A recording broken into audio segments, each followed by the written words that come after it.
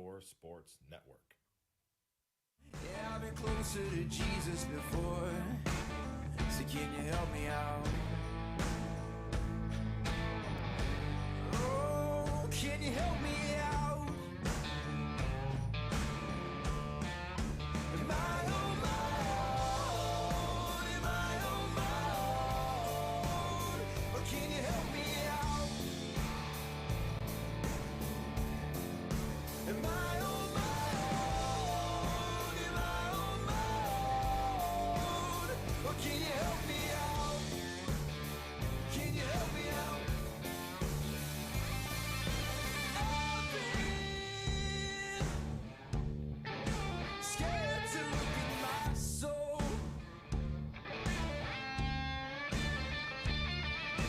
I've been afraid I would follow alone. Yeah, afraid of the things I've been told. It is a Friday edition of Running Point on YSNLive.com. Ron Potesta with you. Riding solo today, no Anthony Hardwig, as the MP Vivo Heating and Air Conditioning hotline is open. 330-886-0813. That's 330-886-0813. Indians are in Detroit taking on the Tigers for a weekend series. Aaron Savali on the hill for the Tribe. He'll go up against the ageless veteran Ivan Nova. Game one of a three-game series. The Indians, after today, will have played 1/3 of their abbreviated 60-game schedule. By the way, speaking of the Indians, in about 13 minutes, Mandy Bell, who covers the Indians for MLB.com, she's going to be joining us to talk about the controversy that simply will not end. And that, of course, is Mr. Plesac and Mr. Clevenger doing what they did last weekend, where Plesac and Clevenger went out on Saturday in Chicago after Plesac pitched, and he fessed up to it, and the Indians sent him home in a car. Clevenger didn't fess up to it, and he flew home, and then they found out on Monday that Clevenger had gone out with Plesac, and then the you-know-what hit the fan. Well, yesterday, just when things were starting to die down, and more importantly, just when people started thinking, hey, Clevenger is really the bad guy in this because he threw his teammate under the bus, and he should probably be sent packing if there's one of these guys that need to be packing. Well, then yesterday, Plesac makes a complete ass of himself by saying it's the media. It's the media that's painting him in a bad light. So let me get this straight, Mr. Plesac. Was it the media that made you, I don't know, break the rules that were set when the season started? You know those rules, the rules that simply stated, you guys aren't allowed out of your hotel rooms. We want to make this work, and you have to abide by these rules. Otherwise, all kinds of bad things can happen. And, well, let's look at the bad things. Miami Marlins had, a number of cancellations because, well, their guys decided to go out and have some fun. And you have all kinds of cancellations. Now, to the Marlins' credit, they are starting to gain some of those games back. I mean, everyone's 20 games in. 20 games, somewhere around there. The Marlins have played 12. And then you have the St. Louis Cardinals. Casino Cardinals, as we like to call them. They're still paying for their transgressions. Kids, the St. Louis Cardinals have only played 5 games this year. 5 games. And there's a better than average chance that you're not going to get 60 games in. As a matter of fact, Major League Baseball at some point in time is going to put down a minimum amount of games that are going to be played in order for you to qualify for the, using the word of Jim Mora, playoffs. It'll probably be 50. What do you think the chances are of the St. Louis Cardinals playing 45 games between now and the end of the regular season? I'll say this. The Cardinals have about as good a chance of playing 45 games between now and the end of the year as I do of dating a supermodel. Spoiler alert, that ain't going to happen. And this is one of the reasons why everyone was told, hey, stay in your hotel room. Stay in your hotel. Do not go out. Because if you do, there's a chance that stuff like this can happen. So I'll repeat the same question, Mr. Plesac. Was it the media that twisted your arm and said, hey, why don't you go out with a couple of your friends and have a good old time in Chicago? And after you're done in the restaurant, why don't you just go back to your friend's place and have an even better time? Was it the media that twisted your arm to do that, Plesac? I don't think so. You broke team rules, dude.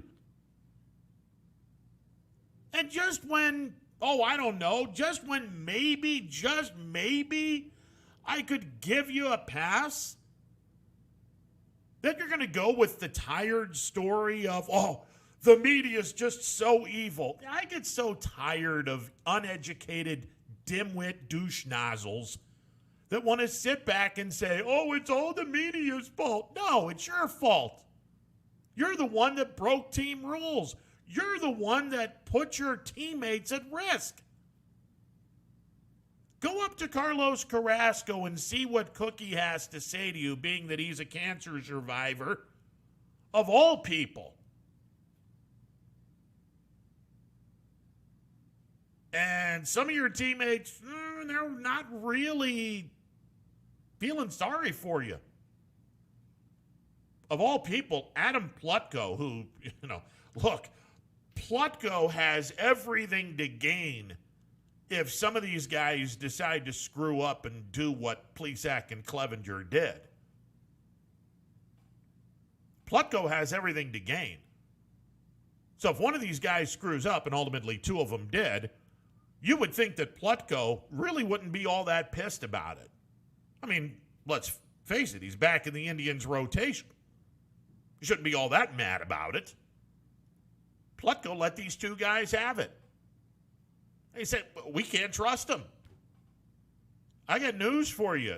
Neither one of them can be trusted. And just when I wanted to give Plesac, and I think a lot of people wanted to give Plesac a pass compared to what Clevenger did, because, again, Clevenger, 5 times worse. Not only did he throw his teammate under the bus, he also lied about everything and went home on this airplane with all of these players, including a cancer survivor who's at very high risk of getting COVID.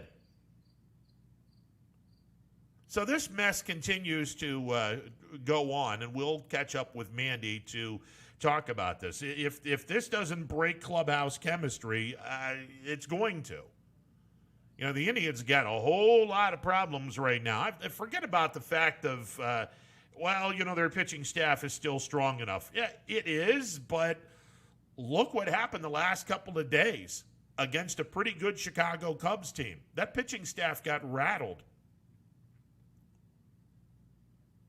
This is going to be some tough times for the Indians. Look, there's no guarantee right now that the Indians are going to be a playoff team, even with the top 8 teams. I mean, the first and second place teams in each division go to the playoffs. If it were to end right now, Minnesota and Detroit out of the Central, New York and Tampa out of the East, Oakland and Texas out of the West. And the 2 wildcard teams would be the 2 teams with the highest win percentage. That would be Baltimore and, the White Sox and the Indians are tied. Houston isn't even in the equation right now. Astros are 8-10.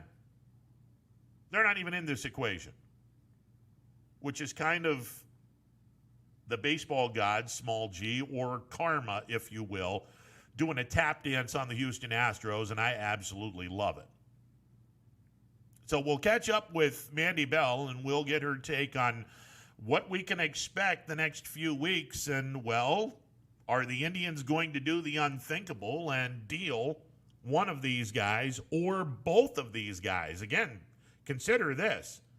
These two guys did something in which the circle of trust within that clubhouse was broken. Now, I don't know about you guys and gals, because there are some women that listen to this show, and we thank you very much, ladies, for tuning in. Although you have to put up with this for 3 hours. My apologies. The circle of trust is broken. And I don't know about you folks, but here's the deal with me. You burn me once, that's all you need to do. Because I ain't trusting your ass again. Not happening. Now, I don't know if it's the same deal in the Indians clubhouse. I don't know if the Indians baseball team is built the same way I am, but if they are, you're never going to get that trust again. And you're pretty much useless in that clubhouse if your teammates cannot trust you. This is how bad of a situation this could potentially be in Cleveland. So we'll catch up with Mandy Bell. We have been efforting to talk with a few of the high school coaches. Again, Governor Milquetoast, a.k.a. Mike DeWine, was supposed to say something yesterday. He kind of sort of did, and Mr. Milquetoast, Commander Milquetoast, decided to push this off until Tuesday. Okay. So we're going to be 9 days away from the start of high school football, or at least we're supposed to be 9 days away, before we make an announcement. Now, been told that he is leaning toward and wants high school football. If that's the case, high school football would start 2 weeks from yesterday, in 13 days. And you'd have an abbreviated 6-game schedule. Everyone is invited into the playoffs. Doesn't mean that you go to the playoffs. If you don't want to, you don't have to. But everyone goes to the playoffs, and then you have 7 weeks or so of the postseason, and football season ends in late November. That's if Commander Milquetoast, a.k.a. Governor DeWine, decides to allow football when he talks about this on Tuesday. But then again, he didn't specify which Tuesday. He didn't specify. So for all we know, this might be the following Tuesday, where it's 2 days away from the start of the season. I've lost track with Commander Milquetoast and all of his wishy-washy decisions. It's just, and the scary thing is that for the first, couple of months, he was handling the pandemic brilliantly, and then he got too full of himself. And, well, when a politician gets too full of himself, then he or she starts thinking that they can walk on water, and then they turn around and become Commander Milquetoast, which is what Governor DeWine is now. All right, we'll take a timeout. Mandy Bell will be talking Indians baseball. What the heck is going on in Cleveland, and is this a season-long problem for the Tribe? We'll get to the bottom of this as Mandy Bell joins us. It is a Free Ticket Friday edition of Running Points. The MP Vivo Heating and Air Conditioning hotline will be open momentarily. But first, we get Mandy Bell coming up after this timeout. Stick around. 21 News. Let's get right to our top story tonight. More experienced reporters. A new Wilmington restaurant. GM Lordstown. Telling more local stories. We'll look at efforts Boy to is curb recovering from a broken. Around our Good valley. afternoon. We are here in Youngstown, right up. Because you expect It's important for everyone. No place like home. more local news. In Mercer County Before Court. they become life-threatening. 21 News is our valley's #1 local news. Welcome home to a home made homier with Baird Brothers Fine Hardwoods. Inspiration starts at BairdBrothers.com and is turned into reality when high-quality hardwoods are delivered right to your home. Baird Brothers has the latest design trends, shiplap and skinny lap interior siding, antique oak rustic flooring, and, well, you'll find them all at BairdBrothers.com. Ordered easily, delivered conveniently, enjoyed comfortably. BairdBrothers.com. Hello, I'm Greg Burbick with G. Burbick Farms. For the last 100 years, my family has farmed in Columbiana and Mahoning counties. I began raising cattle in 1996 with the goal of providing a better product for you and your family on the dinner table. Our grass-fed and grain-supplemented Black Angus beef are raised with no hormones, steroids, or antibiotics. We're known for our hometown-friendly service and incredible tasting products. We're locally owned and have customers across the tri-state area. Our products go from our farm to your family. Stop by our farm on New Buffalo Road or visit us on the web at gburbickfarms.com. Don't forget to like us on Facebook. G. Burbick Farms, it just tastes better.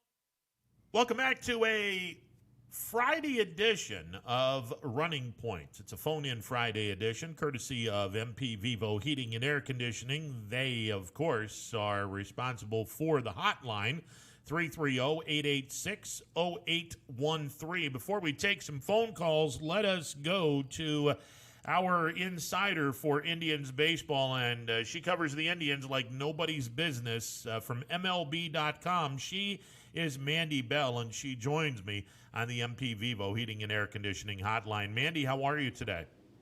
I'm doing pretty well. How are you? I'm doing good.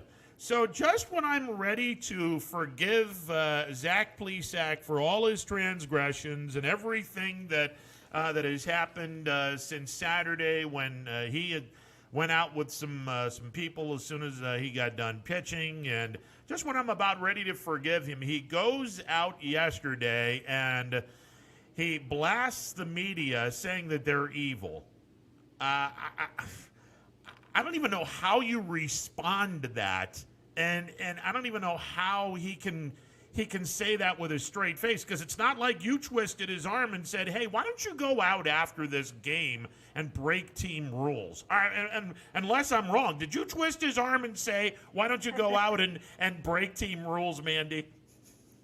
No, not that I recall. I don't think I ever ended up doing that. I think it's weird because Mike Clevenger was the one who came under fire more than Zach Plesac did. He was the one who was under the spotlight, and Plesac did what he did on Saturday. The news was revealed on Sunday. We were told that they sent him home via car service to make sure that he didn't infect the rest of the team. And yes, it was a mistake, and it looked like it was a mistake, but everything was found out early enough that he got home safely, and there was no chance of any contamination within the Indians clubhouse, and it just seemed like, okay, then let's learn from this and move on. I don't think it was as bad as maybe what he made it, or at least what he took it as. And then when Clevenger's news came out on Monday saying that he stayed at the ballpark, he knew that he had gone out as well. He didn't say anything as Plesac was being driven home. He flew home with the team, and then that all came out on Monday, and so people were more frustrated with him, it seemed like, than anyone else. And then I don't know, a couple days later, it seemed like everything had been dying down, and then Plesac threw himself under the spotlight. So I don't know if he had been receiving a bunch of DMs from people that were saying different things based on some of the reports out there. I don't know what sparked it, because it seemed like it was a weird time to do that, but obviously something did for him to want to say what he did. This is a really tough time for the journalists and the beat reporters, because you don't have access to the players on a daily basis, and this is making your job and everyone involved in baseball and baseball writing for a living. It's tough because you don't have access to the players. The folks that you have spoken to since Saturday, have anyone other than Adam Plutko really said anything in a negative context to what Plesac and Clevenger have done? We've only talked to really shing Bieber, and that was before the Clevenger news came out. Bieber was on Sunday right after they found out about Plesac, and Bieber, it wasn't like it was negative, but the tone in his voice was very serious, saying, "We love Zach, but he screwed up," and that's, I mean, they're pretty good friends, and for him to be as serious as he was, it showed how seriously the team is taking it, and it seemed like there was a little bit of frustration in his voice, and then whenever the Clevenger news then came out, we talked to Francisco Lindor, and he answers everything in the best possible way. He always knows exactly what to say and how to say it. But the way that he did craft his answer, he did say they have to earn our trust back, and that's up to them on how they want to do that. And then he went on, he gave a really, really thoughtful answer, saying, during this time right now, when you look at yourself in the mirror every day, you're not supposed to be staring for the first set of eyes that look back at you. You're looking for whatever's in the background, basically. You're looking for your family, your neighbors, your teammates, everyone else. And this is a time to be as selfless as you possibly can to try to make sure that we're keeping everybody else as safe as we are just keeping ourselves. So I think just from everybody's answers, you could tell that everyone sort of had the same feeling about it. And whether there was more anger in some people's voices than others, I think the common denominator was that the team was pretty frustrated with how this all shook out. One of the things that I've always been impressed with in covering the Indians is the fact their clubhouse chemistry year after year under Tito has always been spot on. You've always had that really, really good clubhouse where you haven't had a lot of problems since Tito took over 7 or 8 years ago. This is different this year. And again, unfortunately, because of COVID, you're not able to talk to as many players as you want to. But do you get a sense that since this happened, there's been a seismic shift in terms of the clubhouse chemistry, Mandy? I'm not sure. I mean, I know what you're alluding to, and I think a big difference, at least for this season, is just that the team is so much younger. I mean, they've been getting younger over the past few years, but there was always those random veterans or two. I mean, you still had Corey Kluber last season, and you still had a bunch of different guys over the past few years. Tito talks about the leadership that they've gotten from, the Mike Napolis or the Jason Giambis, or just different veteran presence that they've had, like Michael Brantley, and I think this year is really their first year where they didn't have that vet. They have Carlos Carrasco there as well, but he leads in a different type of way, and his health situation makes it all the more difficult right now. I know that there's extra precautions that he even has to take every day because he's in the high-risk category. So I just don't know if he can be as hands-on as a leader. So I think that there's just so many young guys trying to figure everything out together. Francisco Lindor obviously can step into that role, and he has stepped into that role. But still, he's what, 26, and it's just different. And I think that they are maybe missing that type of a leadership aspect. So when Mike Clevenger is supposed to be one of the vets of the rotation, I think that makes it a little bit difficult because he's still trying to figure out how he can take on more responsibility and learn how to be more of a leader rather than just trying to follow the guys like Corey Kluber and Trevor Bauer maybe, and how they did it in the years past. So it's a tough spot for them to be in. I don't know what the chemistry is going to be like whenever these two come back. I think that's going to be up to them on how they approach this and how they approach their teammates, and if they seem remorseful and all those types of things. But I don't know if it's a lack of chemistry or maybe more of a lack of leadership than what they've been used to over the last few years. Mandy Bell covers the Indians for MLB.com. She joins me on the MP Vivo Heating and Air Conditioning hotline. Mandy, how does Plesac and Clevenger even look Carlos Carrasco in the eye, especially Clevenger?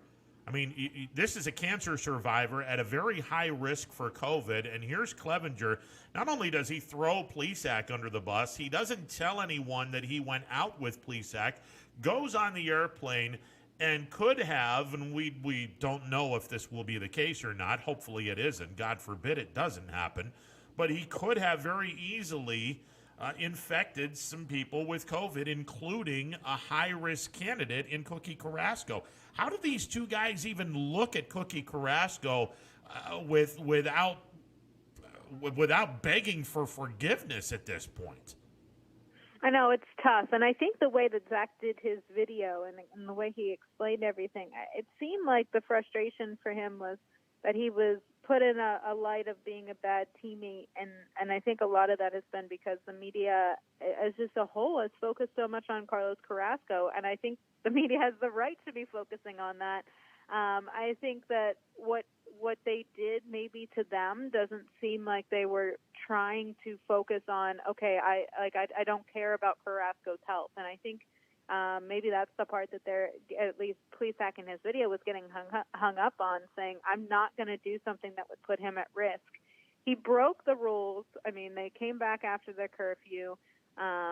But I think what he felt that he did wasn't putting himself in danger of being exposed, which would then in turn not put Carrasco in any danger. And I think that's the part that he's getting hung up on, is that he wouldn't try to do that to somebody. And I think maybe that's the outlook that they might have on it. And they're going to say, look, we would never do something like that. And we understand that we stayed out later than what we should, but we weren't doing anything that would ever put you at risk. So I think they might have that type of an angle at it whenever they come back. But I do think, I mean, just how beloved Carlos Carrasco is in that clubhouse, I do think that they will both be apologetic and making sure that he understands that wasn't their intention at all.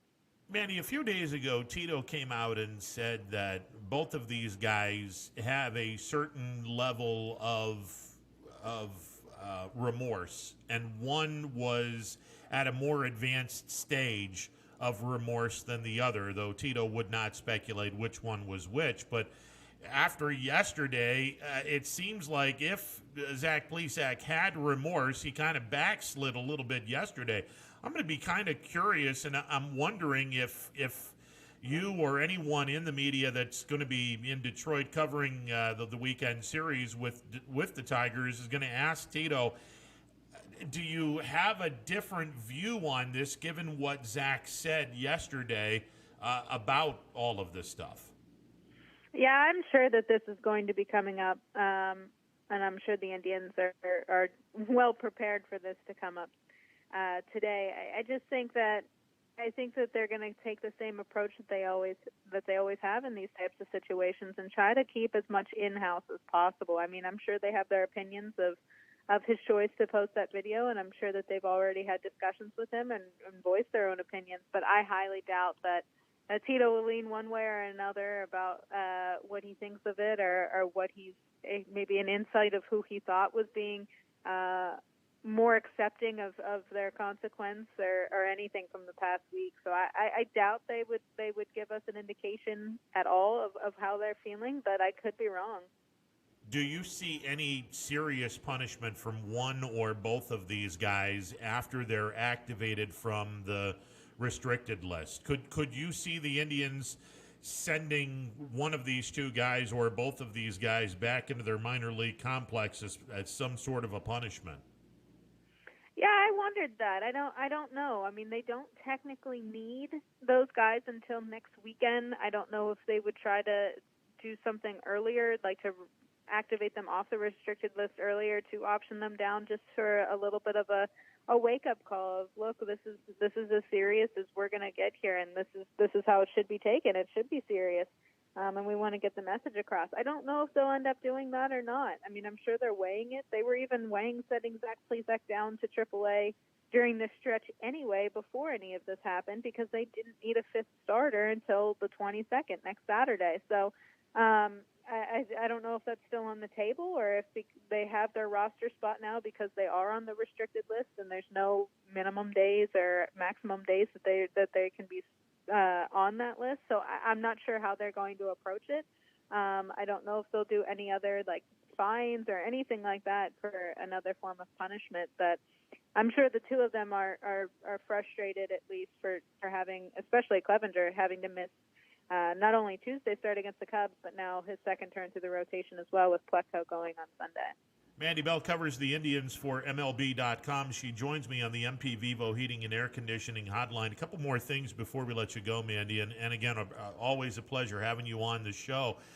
Tom Hamilton made mention when the Indians were home against earlier this week against the Cubs. He made mention that there was a players-only meeting out in left field, and while no one was privy to that meeting, he noticed that there was some animated conversation going on. We've talked about the trust factor, and before I had you on, I said for me personally, if someone burns me the first time, that's all it takes. I simply don't trust a person for the second time because that's just me. I don't give people a second chance very often, and I'm wondering if it's to that point. Do the Indians, knowing that they need an extra bat or two to get themselves and get this offense woken up and get more of a threatening balance of offense and pitching, do the Indians actually go and trade one of these guys out of town to get a bat? I don't know. I mean, honestly, I don't see it happening by the trade deadline that either of them would go, but I think between the two, Clevenger would probably be the most likely one to be traded. You'd get a lot in return. Not that you wouldn't get a lot for Plesac either, but with Plesac, you have so much more time with him under team control. The Indians value that so much. I mean, he's far from arbitration still. I think it makes more sense if they were going to pick someone out of this rotation to deal. It would probably be Clevenger. But I know last year he even started to get his name thrown up over the off season into some possible trade scenarios, and you started hearing his name pop up from time to time. I definitely think that he's going to be somebody at some point that would be like in a Lindor situation where he's constantly wondering, okay, is this going to be the time they trade him? Is this going to be the time? I don't see it being in the next 2 weeks or however many days we have until August 31st, but I could be wrong. They could see that as a good time to get that bat because this offense is really, really struggling, and they're running out of time to just keep saying, oh, well, everyone's just like a little bit rusty. It's just a slow start because it's 60 games, and now that we're in this window, they have to figure out right now, is this lineup as good as they were hoping it would be, or is it a not up to par, and do they need to add some more bats into there to make sure that they can have a chance at this, especially with the expanded playoffs? So they have a lot to weigh over the next few weeks. I don't necessarily think it would be Clevenger's time just yet, but I mean, I've seen way stranger things. Well, I mean, you look at the offense. Carlos Santana and Lindor have had really – they've been struggling an awful lot this year. Now, Hernandez, Ramirez, Reyes, he's starting to heat it up. But other than those three guys, the rest of the offense has been very inconsistent and downright awful. So, you know, you obviously hope that Lindor and Santana pick it up, and they're veterans, and you would hope that they're going to get hot at some point in time. But we're a third of the way through the season after tonight. There's only going to be so much time before ultimately somebody pushes the panic button. Yeah, and I think that the shorter season has not been helping the hitters at least try to relax a little bit more at the plate. I mean, each day that goes by, they know is so much closer to the end of the year, and they're trying to make an impact right now. And I know Francisco Lindor, just him and him himself, it seems to be pressuring himself so much. You start to see him swinging a little bit more out of the zone than what we've seen over the last few years. Trying even on the base paths, you're starting to see him be a little bit more aggressive and try to turn singles into doubles, and he's gotten burned a couple times already this year trying to do that. He's putting a lot of pressure on himself. He's used to being somebody who's the leader of this team, is always Mr. Consistent and the guy who shows up all the time for this team. So I think he's putting it a lot more on his shoulders to try to fix that and try to be the spark that the team needs. And I think in that process, he's doing the exact opposite, and he's gripping that bat a little bit tighter and putting way too much on his own shoulders. And I think it's going to be something that the entire offense is battling. And I think the Indians are hoping that maybe when Roberto Perez comes back, he can help that catcher's position that they've only gotten 4 hits from collectively so far this year. maybe he can settle in, and I think they're hoping that Tyler Naquin. I know he's already been back for a few games, but now that he's more consistently going to be getting some more at bats, hopefully that he could be the spark for them as well.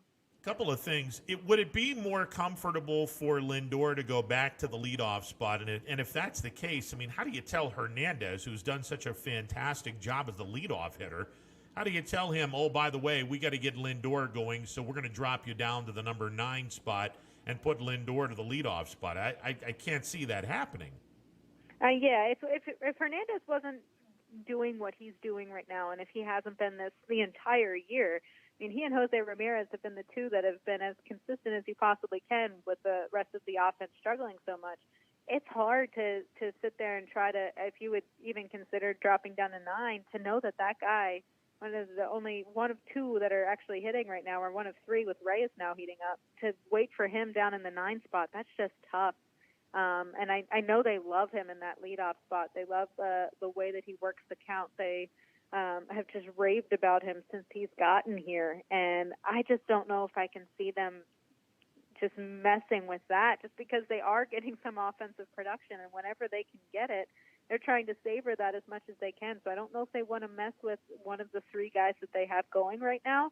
That's a tough call. And I know that they desperately want to get Francisco Lindor going, but it's more of a risk there to think, okay, maybe this will work for Lindor, but then again, we're going to be taking some more at-bats out of a guy's hands that's actually been providing for us. The one guy that I've been really disappointed with, and obviously the entire offense, not named Hernandez, Ramirez, and now Reyes, they've all been disappointing, but to me, Domingo Santana has been a disappointment, and now that Naquin is relatively healthy, though he's not hitting the ball really well, but now that he's relatively healthy, I got to imagine Domingo Santana's window of getting everyday at-bats just closed.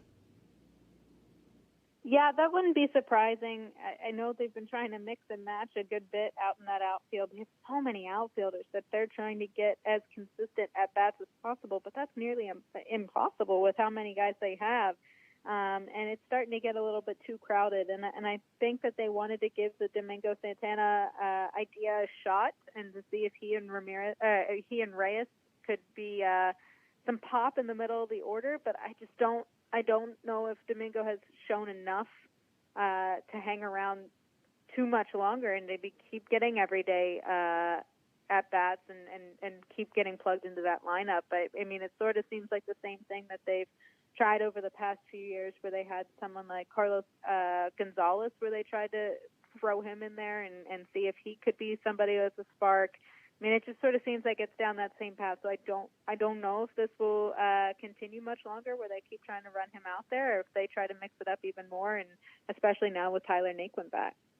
Mandy, the season has been interesting to say the least, and I can only imagine what's going to happen between now and the end of the season. And as we get closer to the trade deadline, if this offense continues to struggle, the temptation of trading one of the 2 pitchers away.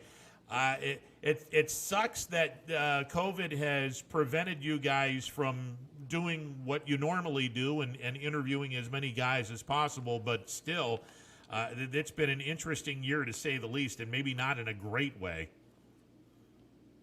Yeah, I mean, it's been different. There's things about this season that I think will be fun. I think the expanded playoffs will be fun to see how that works out, and the idea of a sprint, given the circumstances, I think it's different, and I think it's new, and I think there's definitely things that could be fun from this season. But yeah, there's been a lot of challenges. There's a lot of hurdles, and it's going to be a weird year. I think it's already been a little bit of a weird year to start the season, so I'm excited to see how the last few weeks play out. I look forward to seeing your work on a daily basis, and thanks once again for coming on the show.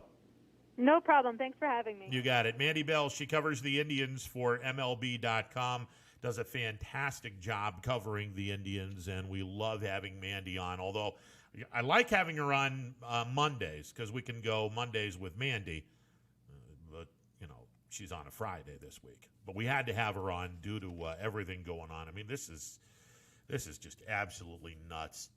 And, again, if the offense continues to struggle, You got to believe the front office is going to look at this and go, okay, we don't want to. Maybe we don't want to, or maybe we do want to. Maybe the organization as a whole is saying, Clevenger, we can't trust you anymore. I kind of, if I had my choice of trading one of these two guys, I'm still going to want to trade Clevenger because, A, you get a hell of a lot more back for him because he's an established pitcher, and B, I want J.D. Martinez, who is a 300 hitter, gets out of bed and he'll hit 300 with some pop in his bat. Give me J.D. Martinez, and I'd like to have a replacement, per se, for Francisco Lindor. Give me Jeter Downs, the guy that the Red Sox acquired Jeter Downs in the Mookie Betts trade with the Los Angeles Dodgers. And sporting my Dodgers shirt. Again, for those that don't know my history with the Dodgers, this was the organization that gave me a shot as a minor league broadcaster. I had done independent ball 98, 99, 2000, and 2001, and the Dodgers gave me my first organizational job, their high A ball team in the Florida State League. So I have a nice special affinity for the Dodgers. So Jeter Downs was acquired by the Red Sox in the Mookie Betts deal. And he's a pretty decent shortstop. Maybe not great defensively, but he's got a bat that is going to play in Major League Baseball. He's got a guy that is going to be able to do pretty good damage with that bat. They're just trying to figure out, do we leave him in the infield, put him as a corner outfielder? Look, if I'm the Indians and the Red Sox are open to a deal with J.D. Martinez and Jeter Downs for Clevenger, sold. Because I can get J.D. Martinez in this lineup. And J.D. Martinez will wake this lineup up, or at least he will do his part to make this lineup a little bit better. You can put J.D. Martinez behind Carlos Santana, and all of a sudden now, if Lindor wakes up, you got the first five guys in your lineup, not too shabby. You could put Reyes behind J.D. Martinez in the sixth spot. Your top six hitters, not too shabby. We'll see what happens with the Indians, and we'll see if the trust factor is gone with the players to the point where they do trade a Clevenger away. We'll see. We'll see what happens. But Mandy Bell joining us on the MP Vivo Heating and Air Conditioning Hotline on a phone-in Friday edition of Running Point. We did ask John Parado to come on. John's busy today, so we'll get him on next week. The Pirates, they had a couple of days off. They were caught up in the Cardinals crap, where the Cardinals have just not been able to play any baseball, and their game against who was it this week? They were supposed to be playing the White Sox. Their games this weekend have been canceled because one more person has tested positive for COVID. It's an absolute mess with the Cardinals, and they're only 5 games in where everyone or close to everyone is at 20 games, and they're only 5 games. And I'll be very curious to see if the Cardinals can get to within shouting distance. And again, we mentioned this before we had Mandy on. Major League Baseball is going to have to come up with you have to appear, or you have to have played in X amount of games in order for you to qualify for the playoffs. And I think the X amount of games in this COVID world should be 50. Cardinals are going to have to play 45 games between now and the end of September. A lot of doubleheaders. I just don't see how the Cardinals are going to be able to do this. I don't see how they're going to be able to do this. And again, the White Sox, they're going to lose 3 games this weekend. Not lose, put it in the L column. We're talking about losing out on playing 3 games. Now, the White Sox have played 19 games, so it's not that big of a deal. They haven't been completely affected by this, and those games will get made up at some point, you would think. It's just, this is a mess. It's an absolute mess. But anyway, the Pirates had a few days off because they had their series canceled with St. Louis. I don't know what Derek Shelton did with this team the last couple of days off, but, the Pirates played really well last night.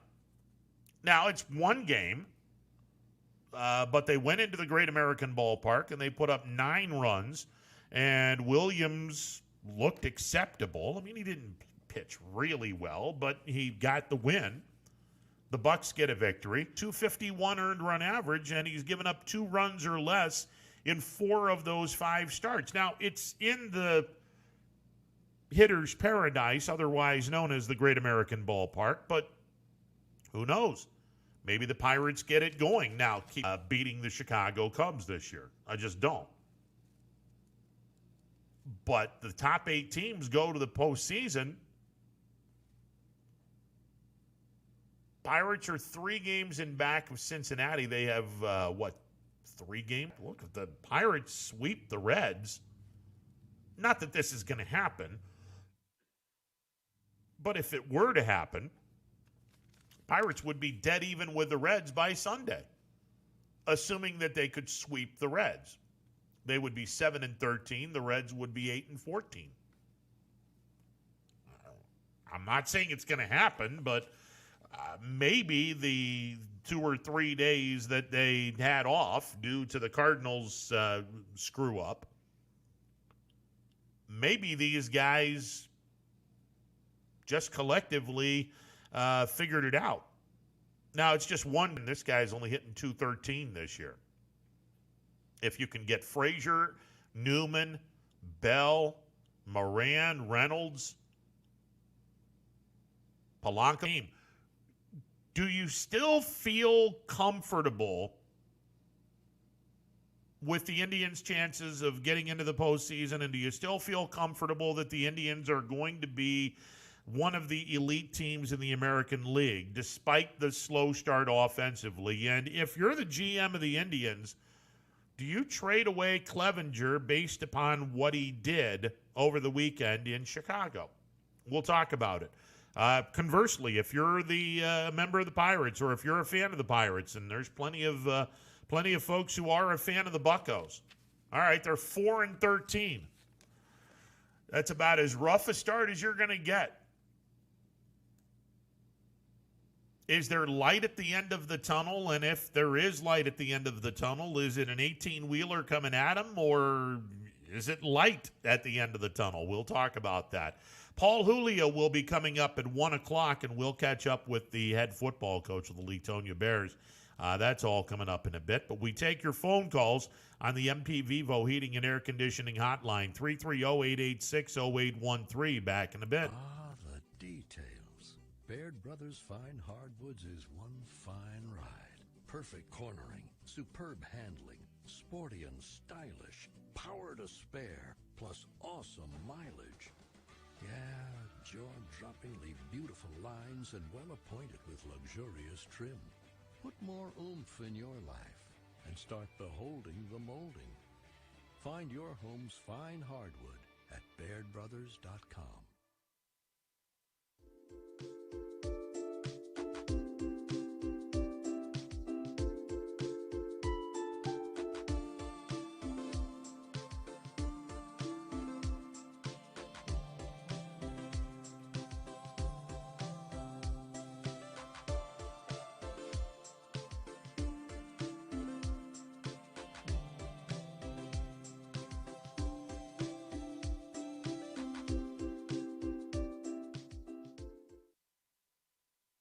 Storm season. I think we're under the gun for some heavy storms over the next couple of hours. And Storm Tracker 21 is ready. This is probably the one we're keeping a closer eye on. On air. And locally, we're going to have a lot of eyes on our area. Online. All right, let's talk high-risk futurecast and the timing of this weather. On social media and on our app. Day in the showers, I'm keeping my eye on in parts of Columbiana County. Stay ready with Storm Tracker 21. The severe weather threat now through around sunset this evening. Hi everyone, this is DJ Yoakley with Your Sports Network. We appreciate your support of YSN and welcome you to the YSN family. Our broadcast streams are brought to you live at no cost to you by sponsors that are local to this community. Without the vision and generosity of our sponsors and partners, we would not be able to bring this game to you today. So please support the great businesses and leaders that are making this game possible. And if you're a business in need of great advertising and sponsorship opportunities, feel free to head over to our site for more information on the right fit for you. We are local, we are loyal, and we are live. We are YSN.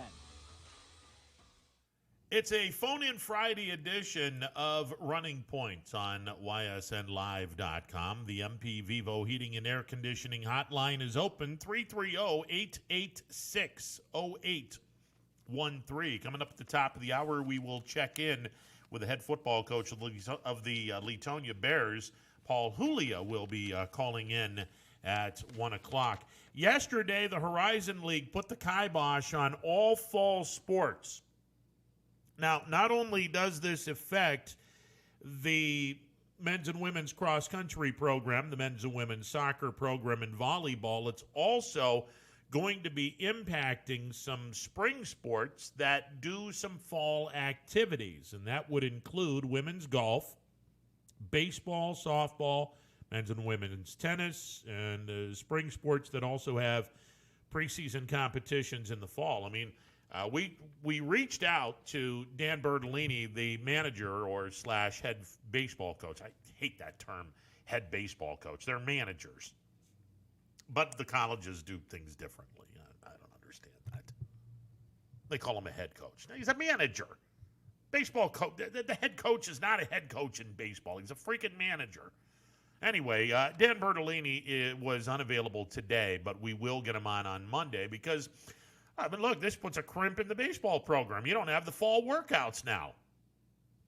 But everyone's on a level playing field. You're not going to be able to have any workouts, assuming that your conference doesn't have a fall season, fall sports. Now, unfortunately, if you're a YSU fan or if you're an Ohio State fan, while you've been shut down for football, the Southeastern Conference, the ACC, and the Big 12 are saying, we're playing football. And we'll see what happens. I think that the next hurdle is going to be in a couple of weeks. Around, I'd say around the 28th, when we start getting into the tackling, the complete practice, where you no longer are just running around. Now you're going full contact. And they're going to have full contact before the 28th, but around that time, you're going to figure out, okay, kids are going to be coming back to school. You're going to have the full contact. How much of this is going to affect the bottom line? Because, look, I mean, if you have an outbreak of epic proportions, then you're going to shut it down and you won't be playing football. And then everyone will be scrambling to try to play football in the spring. Look, I got news for you. If we don't have college football in the fall, let me just make a real prediction here. If we don't have college football in the fall, we're not going to have college basketball in the winter. Barring a miracle of epic proportions, or if you're a believer that all of this goes away after November the 3rd, I don't know. I'm not going to be a conspiracy theorist, but barring a miracle vaccine or barring this disease, or not disease, this virus going away, I don't see how they're going to play basketball. If you're not going to play football, and this is still up in the air, you're probably not going to play basketball either. I hate to say that, but, we'll see. I still think that there's going to be college football in the fall. It's going to be the ACC, the SEC, and the Big 12. I think they'll give it a go. And I think that I think the Big Ten and the Pac-12 are going to be really sorry that they postponed their season, because I do believe that you're going to be able to see a complete college football season. It'll be interesting to see what happens, but I believe we are going to see a complete college football season. And at that point, then I think a lot of people are going to be putting an obscene amount of pressure on the president of the Big Ten and the Pac-12. All right, before we go to break, second round of the Wyndham Championship going on in Greensboro, North Carolina. Jason Kokrak is on the golf course. He has played 3 holes. He is 1 under for the day, 2 under for the tournament. 2 under is currently the cut line as we speak. Kokrak is 8 shots in back of the leaders. By the way, my guy to win shot a 1 under in the first round, but Mr. Kisner caught fire today, shot a 6 under, 64. He is now 7 under for the tournament, 3 shots back, and he is in a tie for 9th place. That was exactly what the doctor ordered. Hopefully, Jason Kokrak will do the exact same thing. He parred the first hole, birdied the second hole. He parred the third hole. He is on the 4th hole, a par 4, and he is looking at a 136-yard shot to the hole in shot number 2, and we'll see what he does, as he's 136 yards from the hole, getting set for his second shot on the 4th hole in the Wyndham Championship, second round from the Sedgefield Country Club in Greensboro, North Carolina. We'll keep you updated as to what Jason Kokrak is doing. Right now, he is on the cut line. Cut line as we speak is 2 under. That's exactly where Jason is. All right, we're going to take a timeout. On the other side, we will catch up with the head football coach of the Leetonia Bears. Paul Julia will join us, and we'll get the million-dollar question. Do we get high school football? Maybe Coach Julia has some inside information. Who knows? Commander Milquetoast hasn't given a lot of clues, that's for sure. Back with Coach Julia after this timeout. Stick around. Baird Brothers remains your source for fine hardwood products. For the time being, we're open for customer pickup only on weekdays, 9 a.m. to 4 p.m., and Saturday from 9 a.m. till noon. Place your order online at BairdBrothers.com. Baird Brothers, for the place you love. Quality, customer service, and integrity. Those are the 4 words that have driven our success since 1957 at Joe Dickey Electric. Joe Dickey Electric is one Mahoning Valley landmark business that stays current with the requirements of our customers. Family owned and managed, we are an electrical contractor and energy solutions provider. Every member of our team adds to his or her skill set through ongoing training. Residential, commercial, industrial, automotive, and more. We keep ahead of the needs of our customers with a fleet of more than 50 vehicles and 24/7 emergency service, so you're never left in the dark. The 4M Company, being an architect and construction manager for over 40 years, has had the opportunity to use many different electrical businesses for our projects.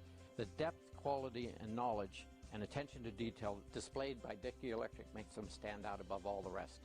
For state-of-the-art expertise and a timeless commitment to our customers, contact Joe Dickey Electric. We are everything electrical. I'm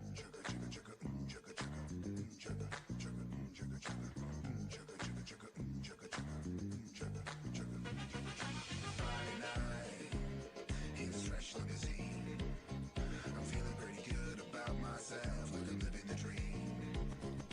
Platform shoes, strut down the street. It's gonna get hot in here, I hope you can handle the heat.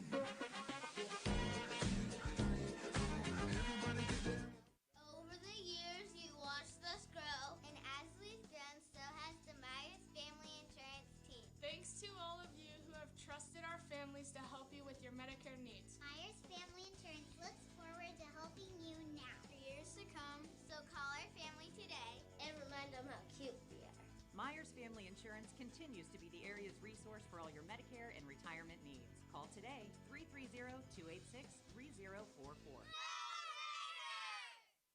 It's hour number 2 of a 3-hour phone-in Friday get-together we call Running Points. The MP Vivo Heating and Air Conditioning hotline is open, 330-886-0810. 888-866-3613 as we go to the MP Vivo Heating and Air Conditioning Hotline, where we find the head football coach of my alma mater, the Leetonia Bears. Paul Julio joins us. Coach Julio, how are you today, sir? Well, we're doing well. We just got off the field, and, we had decent practice today, and that's always a good thing. Okay, so in this COVID world, we really haven't had a lot of clues from Commander Milquetoast, a.k.a. Governor DeWine, as to his decision, although there are some folks in the OHSAA that seem to believe that Governor DeWine is going to allow high school football to be played. Now, if in fact it is played, it's a 6-week season in which conference games only, and then everyone gets into the playoffs. So if the Bears, or if we have high school football this year, Coach Julia, congratulations on getting into the state playoffs. Yeah, well, I told the kids that the other day. I came in and I congratulated them that we are a playoff football team right now. So as they say, it is what it is. But with 6 weeks, it's kind of anticlimactic going into the playoffs. But the bottom line is, if it works out, we get a chance to play, and that's all our kids want. And that's all I really want to do, too, just go out and coach football and play a little ball, have some fun. Unfortunately, the non-conference schedule is taken apart, and you guys were to open up the season on the 27th of August against Sebring, and now you're going to be opening up the season against one of 6 EOAC opponents. You get Southern Local right off the bat. This is a Southern team that did a pretty nice job the last few years, but now they lost an awful lot. But there's your week 1 opponent, and then you guys venture into Campbell to take on Valley Christian in week number 2. The Spaghetti Bowl returns on September the 11th in Leetonia. Lisbon and Leetonia in week 3. You go to Wellsville in week 4. Palestine comes to you in week 5, and then you finish it out at United. So a really tough beginning, and then you have 3 or 4 consecutive games where Leetonia should be in really good shape. The disappointing thing with me, Coach, how the hell are we not playing Columbiana? Yeah, well, they're looking to schedule them, maybe later in the year, but obviously, I wasn't privy to the scheduling. No one ever asked the coach's opinion, so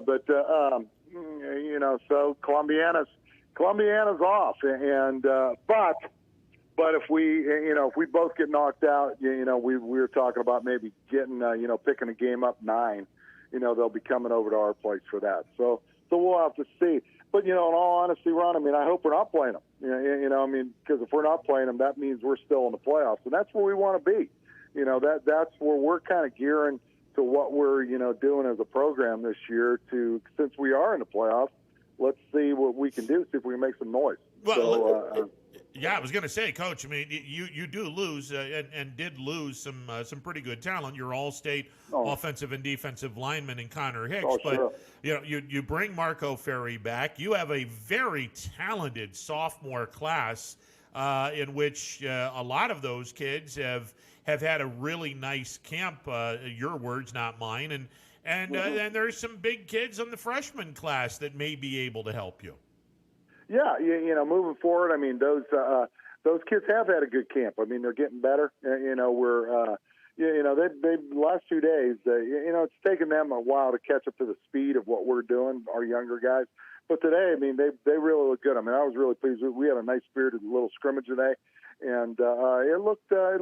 The kids played hard. They're starting to catch up to the speed of the game, and that's the goal where we're at right now. So.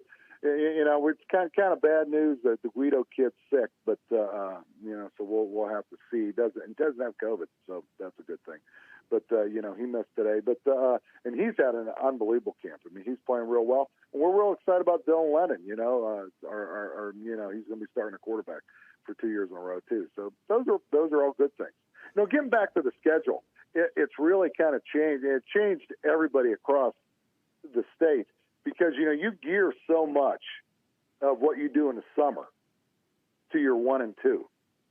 You gear so much your practices, your install, all those things to your 1 and 2, and then all of a sudden, we got throw this big curveball where now, because we went from, not even really, Southern Local is a great program. Rich Wright is an outstanding coach, and they're really, really good. But we weren't even thinking about them. We were playing them 10. I mean, Southern Local wasn't even on our radar when we're watching film and we're doing our install and what we're doing. So now all of a sudden we've got to completely change tack to where we wanted to be 10 to where now we're going to be 1. So it really kind of changed. I've never been part of anything, and obviously I've been coaching a long time. I've never been part of anything like that where we had to change completely. We had to make a complete left turn on how we were installing our summer workouts and what we were doing. So we'll see what happens with that because I'm in uncharted water right now, really.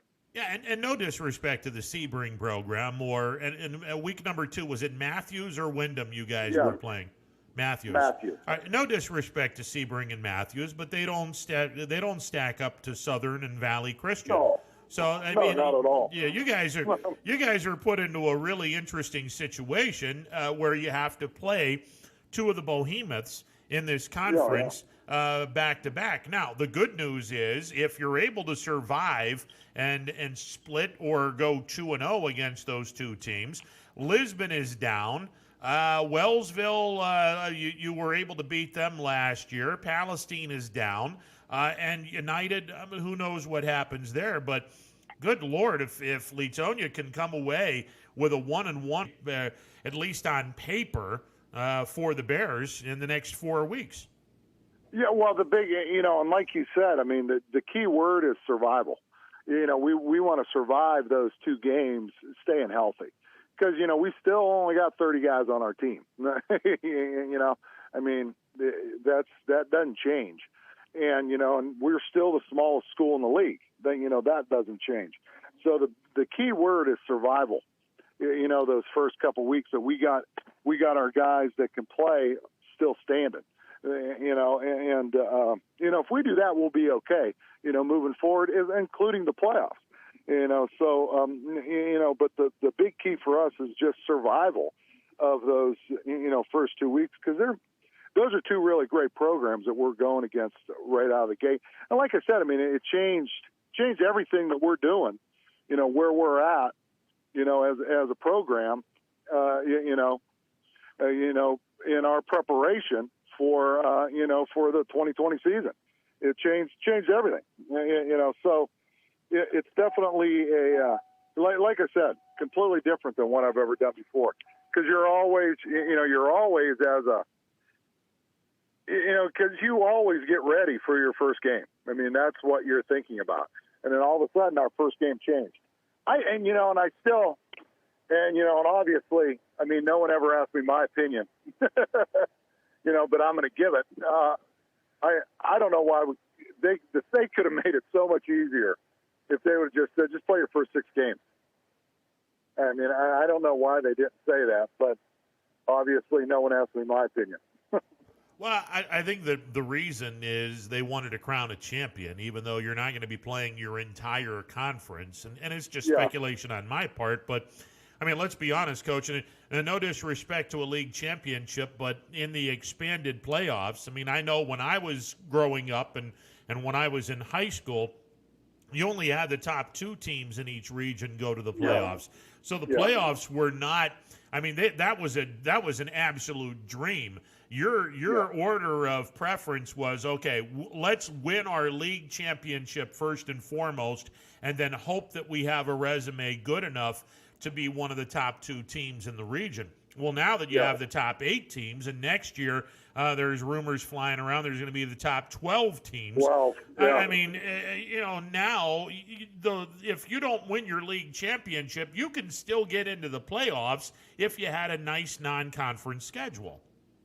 Well, that's, and high school football has become is it's not, and really even in like basketball and baseball, making a run in the tournament, it's all about making it to the playoffs. I mean, that's your goal when you're playing high school ball. I mean, no one, in all honesty, Ron, I don't even know how many of our kids even know what league we're in. I don't even know how many kids even know the name of it. They want to go to the playoffs. That's their goal. They want to go to the playoffs, and they want to make a run in the state because they see so many other teams do it. Because there's always a team or two in the area that, get out of the district or in the district championship. And there's always, last year there were 16 teams from the Valley that were in the playoffs. That's how people register a good season. Because, last year, we went 6-4, which is, having a winning record from 2 years previously being 0-10, that's a great accomplishment from our kids. But, the other end, though, they felt slighted because they wanted to play in the playoffs. So, that's always your goal now as a high school program. It's not to win the league championship. It isn't. Go ahead, Coach.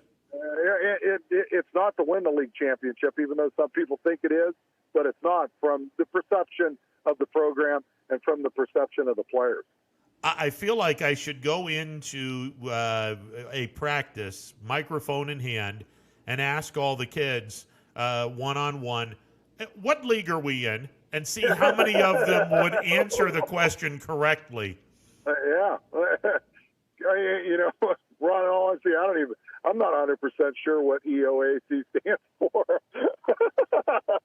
In all honesty, it's not about high school football is not about league championships anymore. It isn't.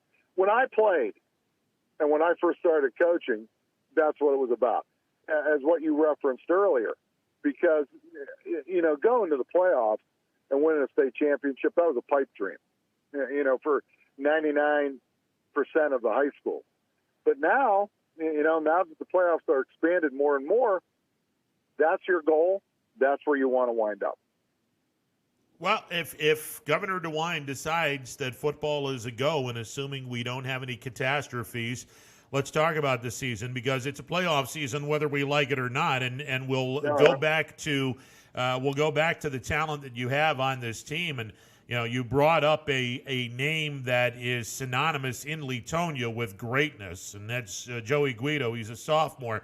His grandfather is a charter member of the Leetonia Athletic Hall of Fame, went to the YSU. He is a member of the YSU Athletic Hall of Fame and was actually a invitee and was very deep into training camp with the Baltimore Colts and lost out to the running back position by a guy by the name of Lenny Moore. He was a step or two behind Lenny Moore, which ultimately led to his release. He went to the CFL, played for a couple of years, and came back to Leetonia.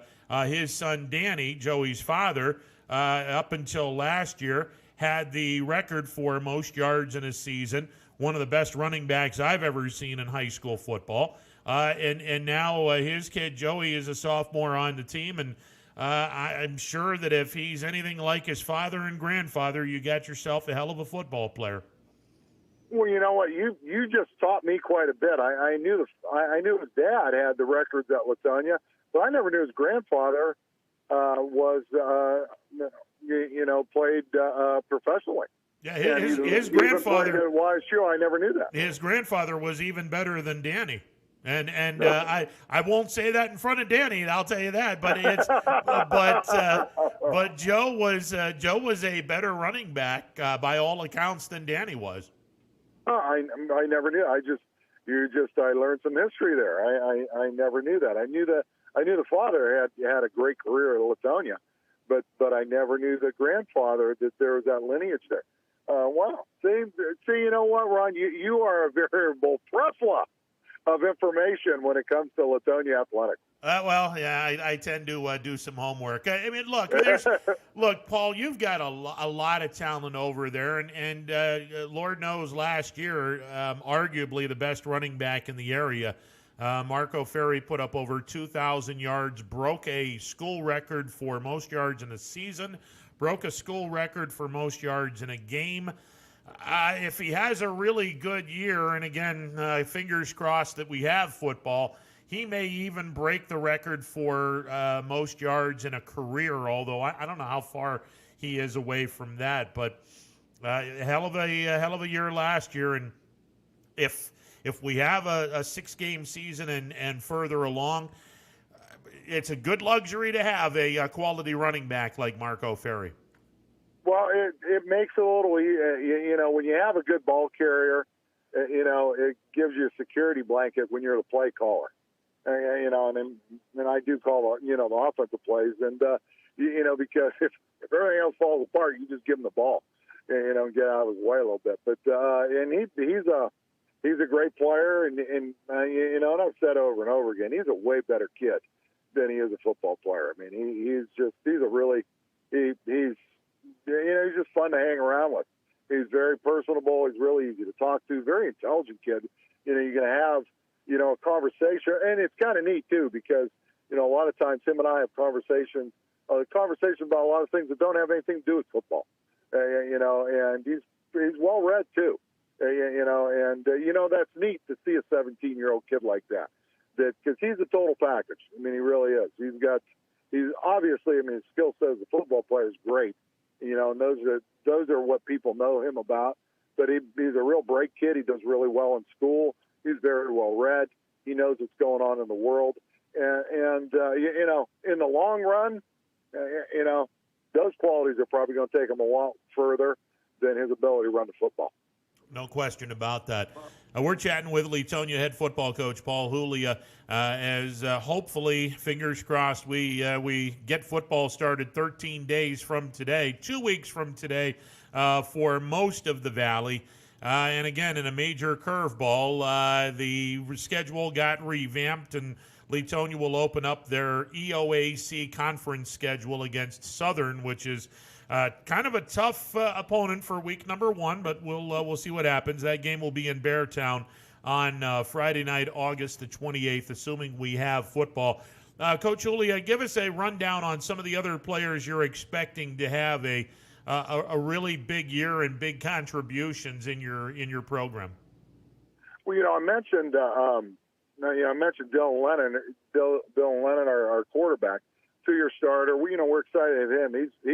He's playing really well, and he really had a good day today. And we got both of our receivers back. Jordan Baker and Jaden Finley. And Jaden, it was kind of interesting.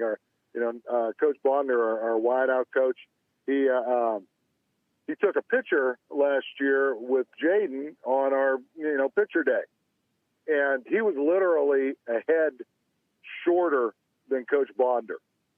And he took a picture. Our picture day was Wednesday. He took a picture of him again, and Jaden is now taller than him. I mean, he grew almost 7 inches since last football season. So, because he only weighed about 118 pounds last year, and he was our wideout and starting corner. And so we're excited about him.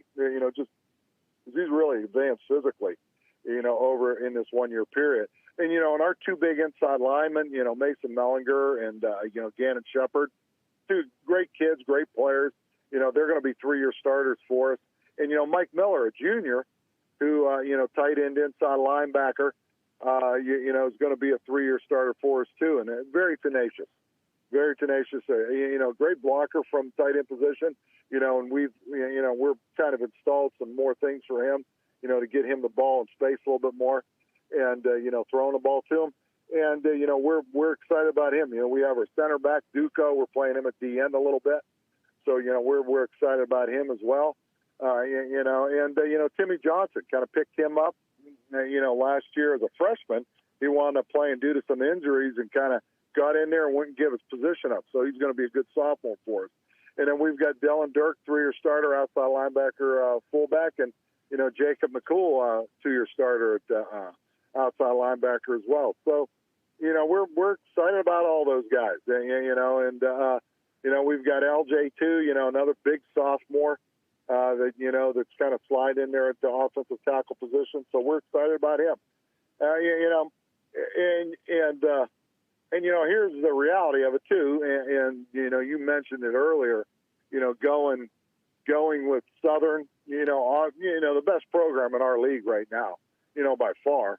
and then Valley Christian team we know nothing about because we've never, they're just coming in the league now, and that's our 1 and 2, which makes it a little tougher for us. It really does, but it's just survival, so we can keep those guys that I've just mentioned standing, moving in the next 4, and then hopefully making a run in the playoff. Coach Hooley, a couple more things before we let you go, and we're speaking with Leetonia head football coach Paul Hooley on the MP Vivo Heating and Air Conditioning hotline. When you only have 30 guys out for football, a lot of guys have to go both ways, and in the COVID world, you're one breakout away from essentially closing the season up because one major outbreak, you're pretty much toast. How have you gone about warning your kids about the dangers of doing things that they, under normal circumstances, no problem, hanging out with friends and just doing what kids do?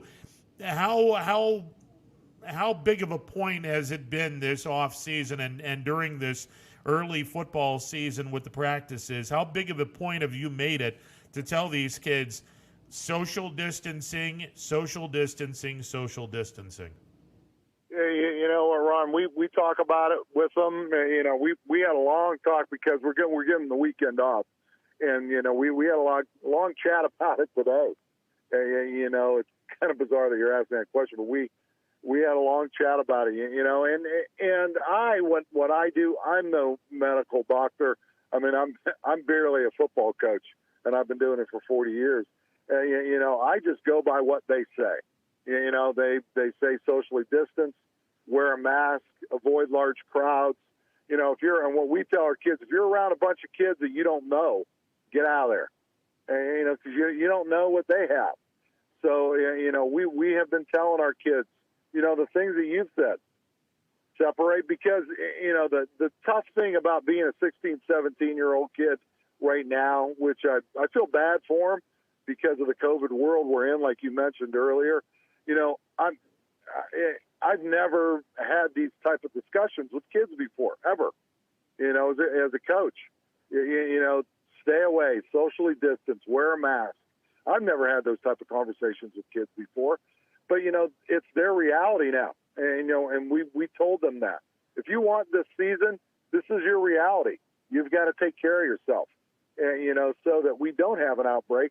Because if we get one, we're going to be down, and who knows when that's going to happen? And hope, God forbid it does. But these are things that a 16, 17-year-old kid's got to start thinking about. Coach, with that in mind, Tuesday, I'm sure the entire state, or at least the football programs in the entire state, are going to be glued to Governor DeWine's press conference. In your heart of hearts, do you expect a high school football season to be played when Governor DeWine makes his decision on Tuesday? Well, you know what? I think OSHA, I'm just going to give you my opinion. I think OSHA backed him into a corner by putting a schedule together. And, he kind of has to, at this point, that he has to for his career. He has to. He can't shut it down. And I do not foresee him doing that. Now, I don't know. There's talk that we were going to get a scrimmage next week. I say that's on the bubble. But as far as us playing Southern Local on the 28th, we will be there. There's no doubt in my mind. And they're going to have their 65, and we're going to have our 30, and we're going to play the ball game. And hopefully you guys have submachine guns, not literally, but 30 guys with submachine guns against 65 guys. I'll take my chances.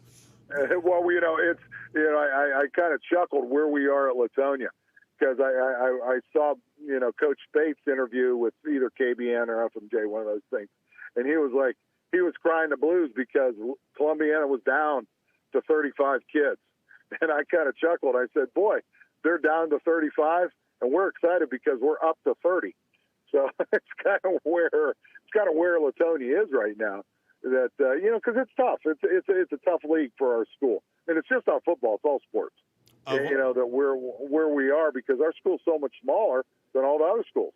Of all the years not to play the dreaded coconuts, they had to be this year. Because I honestly, and maybe this is the Leetonia coming out in me. Honestly, I think Leetonia could beat Columbiana this year in football. Well, our kids, when I read them the schedule after we got it, and our seniors they're hard workers. I mean, if we start at 9, they're all there at 8:45. They're hard workers. They're great kids, but they're pretty laid back. They're not an emotional bunch. Our seniors. They just go out, very businesslike, go out, do their thing, get our work done, and then they go do their thing. And when I read the schedule off and Columbiana wasn't there, it was the first time I really saw quite a bit of emotion from that crew. They were upset. They were upset. They wanted that game. So, we'll see what happens. There's still a really good possibility if we make it through and they make it through that we'll end up maybe seeing them later in the season. So we'll see what happens. Hey, listen, if we have football and you guys don't play Columbiana this year, that means you had a hell of a season. Yeah, well, that means we're making a run in the playoffs. And that's what I told the kids. We got it scheduled, but I hope we don't play them. Exactly. Yeah, because I'd rather be playing in playoff games myself. Amen to that. Coach Julia, always a pleasure. Enjoy the weekend off, and good luck as we get closer and closer to hopefully a football season. I guess we'll find out on Tuesday if we have one or not, but good luck on the abbreviated 6-game schedule, and fingers crossed it all gets going 2 weeks from today. All righty, Ronnie. Hey, thank you. We appreciate all you do. I appreciate it. Coach Paul Julia, the head football coach of the Leetonia Bears, on the MP Vivo Heating and Air Conditioning Hotline. It is a phone-in Friday, courtesy of our phone-in Friday sponsor, MP Vivo Heating and Air Conditioning. Phone line is open, 330-886-0813. We'll take a timeout, take some phone calls. It's a Friday edition of Running Point on YSNLive.com. They say American craftsmanship is making a comeback. Of course, at Baird Brothers Fine Hardwoods, it never went away. People are floored by Baird Brothers' authentic hardwood floors. They stare at our stairs and adore our doors. Baird Brothers reflects 3 generations of family craftsmanship. Visit our huge in-stock selection in person or at BairdBrothers.com. Baird Brothers, our family's heritage, your family's home.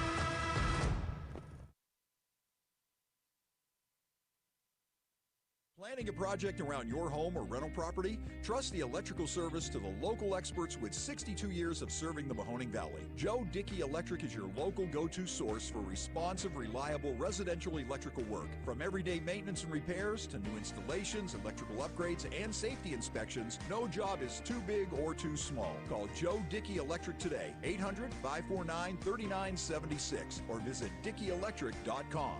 That's DickeyElectric.com. Myers Family Insurance knows the importance of a great team. Our team continues to grow to help you with your Medicare and retirement needs. The annual election period is here, so it's all hands on deck to make sure your plans still meet your needs for 2020. Call us today. It's a phone-in Friday edition of Running Points on YSNLive.com. The MP Vivo Heating and Air Conditioning hotline is open. 330-886-0813. Jason Kokrak is doing himself some good this week. Second round of the Wyndham Championship. Kokrak is on the course and, as I mentioned, doing quite well for himself. Through 5 holes, he is 3 under in the second round of the Wyndham Championship. That makes him 4 under for the tournament. 6 shots in back of the leaders, with plenty of golf to be played, as he is still 13 holes to be played. So right now the cut line in the tournament is at 2 under par.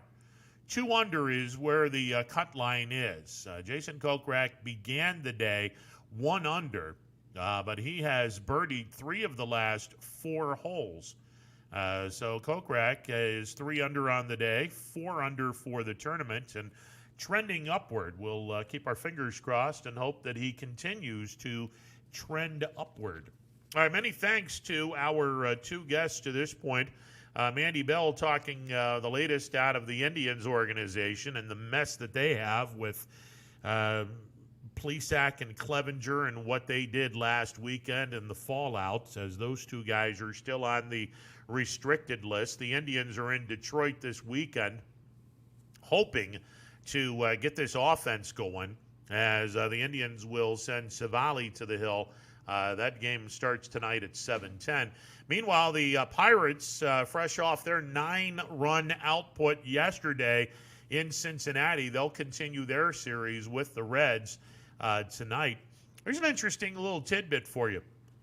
Sonny Gray is on the hill tonight for the Reds. Did you know that over his last 37 starts, Sonny Gray has not allowed, more than 6 hits in his last 37 starts. That is a major league record. Something I would have never guessed. But Sonny Gray, in his last 37 starts as a big league pitcher, has not allowed more than 6 hits. Interesting. The Pirates will try to snap that streak at 37 starts, which is a major league record. But Chad Kuhl is on the hill tonight for the Bucks. He is 2-1, 5 career starts against the Reds, 2-1, a .251 earned run average in 4 of the last 5 starts against the Reds. Kuhl has given up 2 runs or less. The Pirates and the Reds tonight at 7:10. And again, they got 3 more games in this series. The Pirates are 3 games in back of Cincinnati. Now, I'm not saying that this is going to happen. I'm just pointing out that if the Pirates were to sweep the Reds this weekend, they would be tied with Cincinnati. I'm not saying it's going to happen. I'm just pointing out that the Reds and the Pirates could be tied, provided the Pirates knock off the Reds 3 more times this weekend. Don't think it's going to happen, but I'm just trying to be positive with the Buccos. It's been a tough year, to say the least.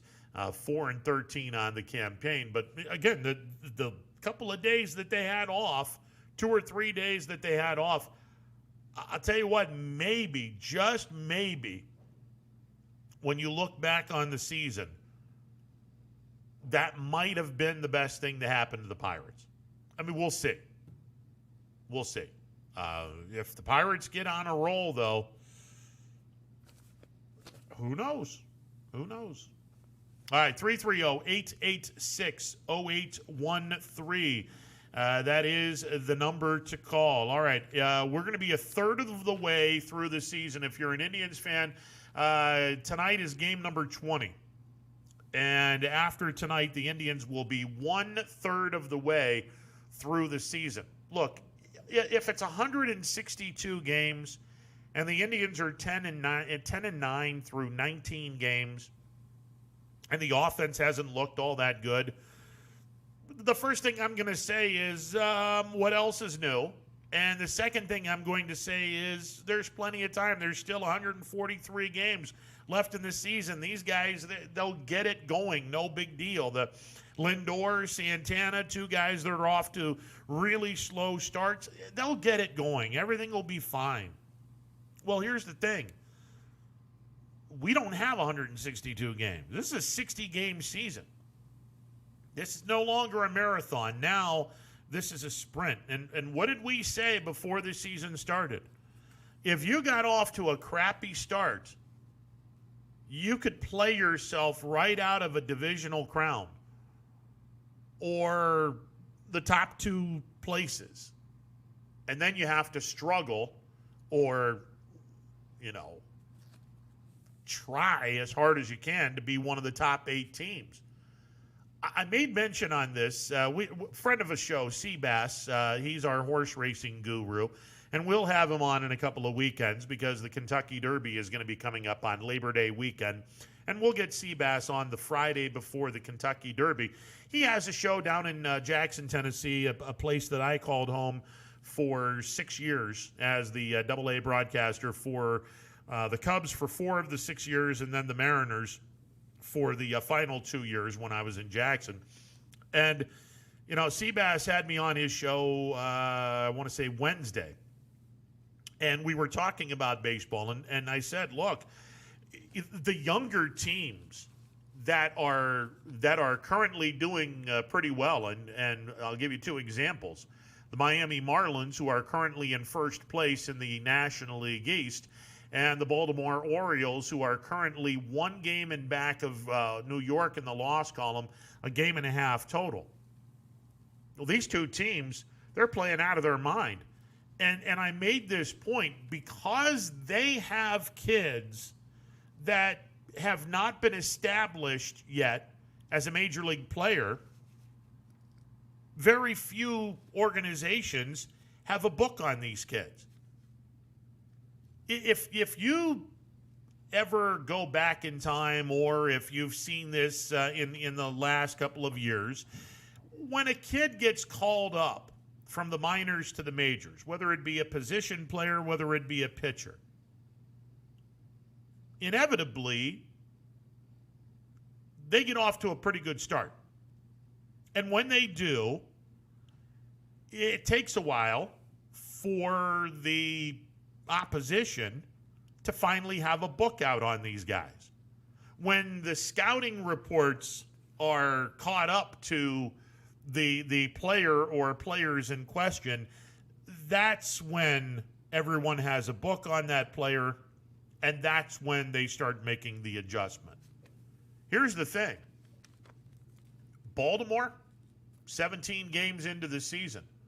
Miami, 12 games into the season. I don't know how long it's going to take for these teams to have a book on the kids that are playing, because majority of those kids, they're young. They don't have much experience in the big leagues. So you don't have a book on them. Baltimore and Miami are going to continue to do what they're doing until someone has figured out, wait a second, okay, now we know what's going on here, now let's make the adjustment. When Baltimore and Miami start losing games, that's when you're going to figure out that somebody finally has a book on these 2 teams. The question is, how long is it going to take? Now, I bring this up in Baltimore's case because, well, let's look at the Indians. The Indians are currently 10-9. They're not in first place. Hell, they're not even in second place. So they're not an automatic slam dunk right now. They got to fight for one of the final 2 spots. If Cleveland treads water, the longer they tread water and the longer Baltimore continues to overperform because nobody has a book on them, if you're an Indians fan, the more danger this becomes. And let's throw out another fly in the ointment as well, the Houston Astros. Okay, they're 8-10, and they've got a heavy dose of karma right now. But if you think for 1 second that Altuve and Springer and Brantley and all of these other guys, you think they're going to play sub-500 baseball the rest of the year? No, that's not going to happen. Could they catch Texas and take over second place? In all likelihood, they probably will, and they might reel Oakland in, and Houston should be able to finish in the top 2. But if they continue to flounder, you could see some names that you thought you were going to see in the playoffs, especially with a top 8. I mean, if I were to sit back and say to you before the season started, hey, not only are the Indians and Astros not going to win their division, they're not even going to get into the playoffs. If I had told you that 3 weeks ago, you would have probably ordered a straitjacket for me because, I'm nuts. Well, how the hell would you say something like that? Well, I'm not saying that's going to happen now, but if the playoffs were to start, and granted, we still have 2/3 of the season left, but Houston's burying themselves. They're not in the playoffs right now. And the Indians, they are tied for the final playoff spot with Chicago. And Mandy Bell, we had her on. Look, if the Indians' offense doesn't wake up here, they have no alternative but to trade part of their strength, and that would be the starting rotation. And, well, who's going to get more talent? Who fetches more talent, Mike Clevenger or Zach Plesac? The obvious answer is Mike Clevenger. We'll see what happens. I'm going to be real curious how this plays out, because the Indians are they're not a slam dunk anymore, and if they want to get things going offensively, they got to stop pressing and just start getting a little bit more relaxed. But you're a third of the way through the season after today. I'm not pushing the panic button, but just a gentle reminder that you're a third of the way through the season after tonight's game with the Detroit Tigers, weather permitting. And the Indians are either going to be 11-9 or 10-10. And given the fact that the Indians have pitched incredibly well up until recently, when they got pretty much bounced by a really good Chicago team, Cubbies are off to a great start. 11-9 with that kind of pitching? Really? Tells you just how awful that offense has truly been. Other than Cesar Hernandez, Jose Ramirez, and as of late, Franmil Reyes, everyone else has been grade A dog crap. And it's a shame, but it's true. All right, 330-886-0813. The MP Vivo Heating and Air Conditioning Hotline is open. All right, the Big Ten and the Pac-12 said, thanks, but no thanks. We're not playing football this year. I got to ask. It's a phone-in Friday. I'll ask. Are they going to regret this decision? Are we going to have a college football season with the Big 12, the ACC, the Southeastern Conference, Conference USA, and the American, what the hell is the AAC? It's not the All-American Conference. That's an Ohio thing. The AAC, what is it? The American Association? American Athletic Conference. There we go. American Athletic Conference. Well, they're going to be playing. And you got a 10-team conference there. UCF, Memphis, Cincinnati, SMU, Navy, Tulane, Houston, Temple, Tulsa, University of South Florida, East Carolina. They're all in. Conference USA, they are pretty much in. And then you have 3 of the Power 5 conference teams. The Big 12, the SEC, and the ACC, including Notre Dame. They're all in. Honestly, barring a catastrophe in terms of a COVID outbreak, I expect we're going to have a college football season. And if we do have a college football season, and we're going to find out in the next couple of days about this one, let's assume for a second that all signs are pointing to a college football season. You know that the NCAA transfer department is going to be meeting, and at some point, kids that are currently in a Big Ten or a Pac-12 school, you got to believe that some of them are going to pretty much weigh their options and say, well, wait a second, I want to play football this year. And look, I'm going to state something that, just more of a prediction than anything else. And I think it's more common sense in a prediction. Both.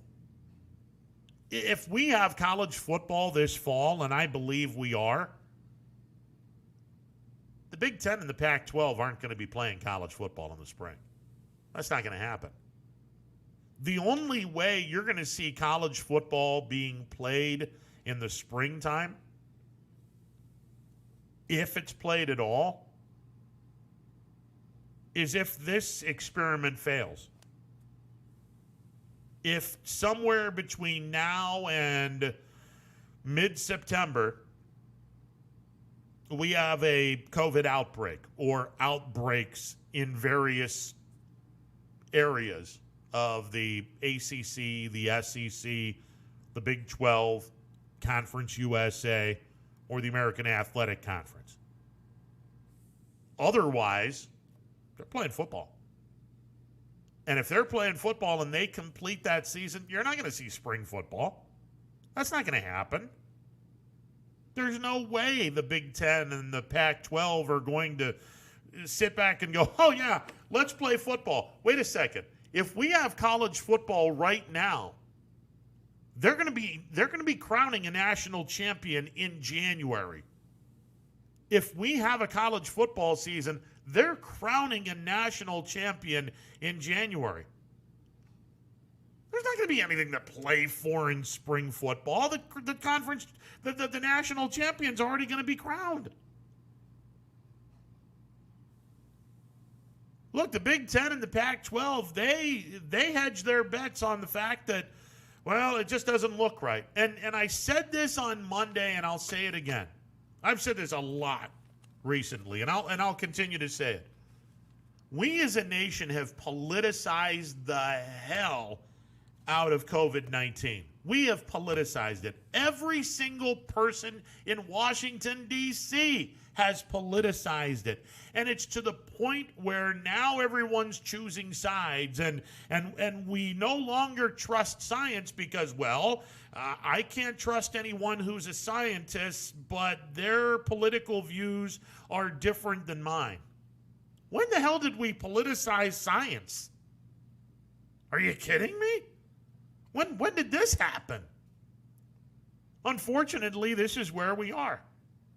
And now, depending on what happens in the next few weeks, there are going to be some angry people coming out of the Pac-12 and the Big Ten. There are going to be some pissed off people in mid-September coming out of the Big Ten and the Pac-12 if they play college football. Because, I'll repeat this, they're going to be crowning a national champion in January of 2021 if we play the entire college football season. They'll crown a national champion with or without the Big Ten and the Pac-12. Now, something that has not been brought up on this show, but I'll bring it up now. Columbus, Ohio, Ann Arbor, Michigan, State College, PA, Madison, Wisconsin, East Lansing, Michigan. These are the towns that have Ohio State, Michigan, Penn State, Wisconsin, and Michigan State. Evanston, Illinois, Northwestern. Champaign, Illinois, University of Illinois. Do you know how much money these towns are going to be losing economically this year? I mean, think about this. And Gary Houstu would know better than anyone because he's covered the Buckeyes for a long, long period of time, and he goes to all the home games. City of Columbus is going to be losing hundreds of millions of dollars this college football season. Hundreds of millions of dollars are going to be lost. Do you know how many restaurants, hotels, you know how many of those places are relying on Ohio State to play their football season? There's going to be some businesses that are going to go belly up because the Buckeyes aren't playing football this year. That city is going to lose hundreds of millions of dollars. Ann Arbor, Michigan is going to lose hundreds of millions of dollars. So is State College. So is Madison. So is East Lansing. So is Evanston, Champaign. All of those Big Ten cities are going to lose a shit ton of money based on this decision. Now, look, I don't base anything on money. I base it more on health. But if the Big Ten and the Pac-12 are wrong, Tempe, Tucson, Arizona State, Los Angeles, that's about all I know. Seattle, Washington, Berkeley, Palo Alto, all of those Pac-12 cities, they're going to be losing hundreds of millions of dollars. And if college football is played,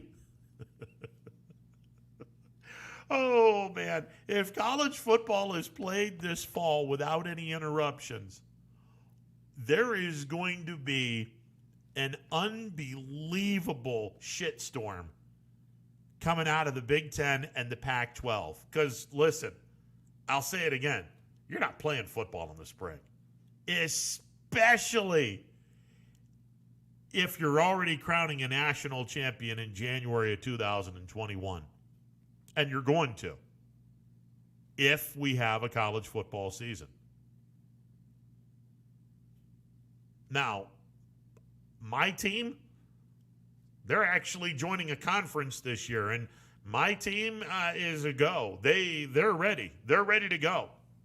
They're all set to go. Notre Dame is going to be playing in the ACC, and they're set to go. And, well, the ACC gave them all kinds of favors to the point where if Notre Dame doesn't finish as the second-best team or the top team in the ACC, and I don't think they're going to be the top team because Clemson is the best team in that league, but if they're not the second-best team in that league, assuming we have football, then Brian Kelly should be shown the door in South Bend because the ACC gave all kinds of favoritism in this schedule.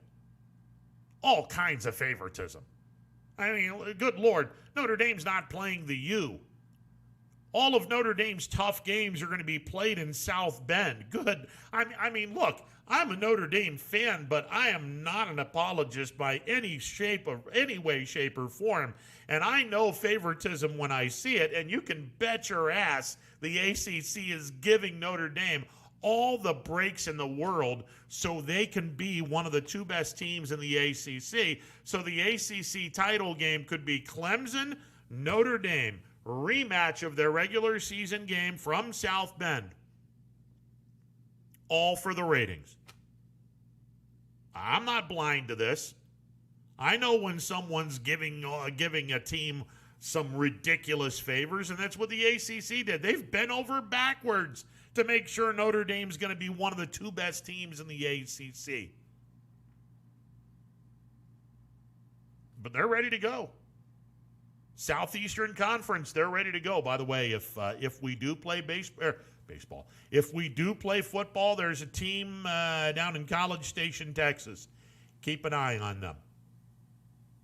Yeah, I know they're in the SEC West. I get it. They're going to have to go up against the defending national champs in Alabama and Auburn. Texas A&M is legit.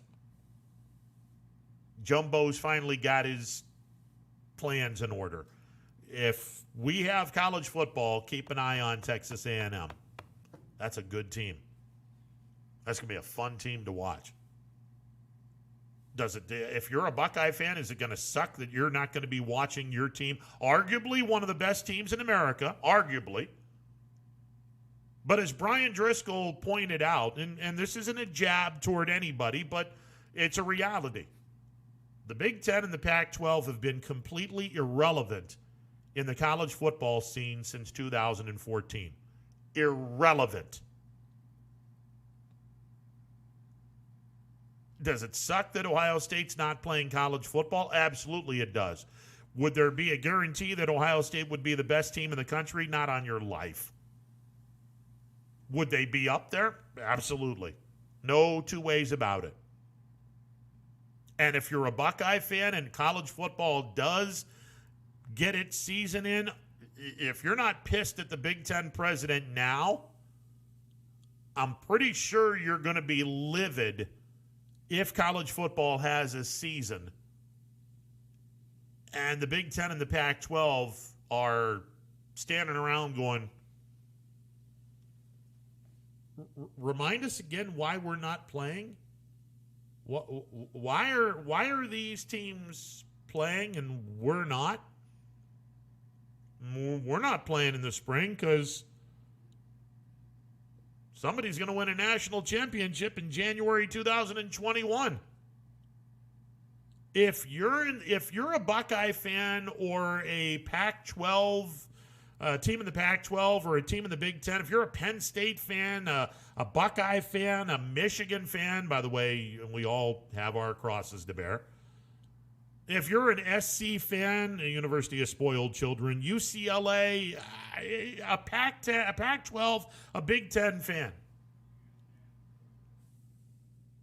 how hard are you wishing for college football to go up in flames before it even starts? Because I'm going to tell you, if it doesn't, you guys just missed out on hundreds of millions of dollars for your towns and their economies. I shudder to think how significant of a hit the state capital of Ohio is going to take financially if college football is a go without the Big Ten and without the Pac-12. I mean, forget about allegiance for a second. And look, I'm not an Ohio State fan in any way, shape, or form. I am not a Buckeye fan. But I'm also a resident of this great state. And I know that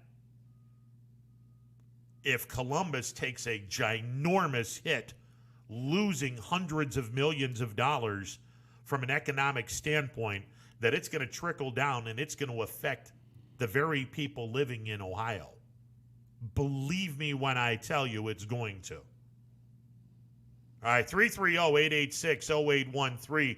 The MP Vivo Heating and Air Conditioning Hotline is open. Final hour of the show coming up. Stick around. Hey, my Ohio friends, it's Mike Ditka, and I know great talent and heart when I see it. I can tell you from firsthand experience, there are average real estate agents, then there are true champions. Kelly Warren is one of those champions, and you have it right there in your own backyard. Kelly outmarkets and outsells every agent in the Mahoning Valley. If Kelly can't sell your home at a price and deadline you agree to, Kelly will buy it. Get your home sold. Call Kelly Warren today at 717-2689 or go online to kellysoda.com and start packing. You can feel it. Baird Brothers' traditional craftsmanship. You can see it. Baird Brothers' timeless style. And you can afford it. And find everything at BairdBrothers.com. Baird Brothers Fine Hardwoods is real hardwood, yet beautifully affordable. Floors, moldings, interior doors, bar rails, and stair parts. All within your means and without a care. Start at BairdBrothers.com. You have made it. Your home.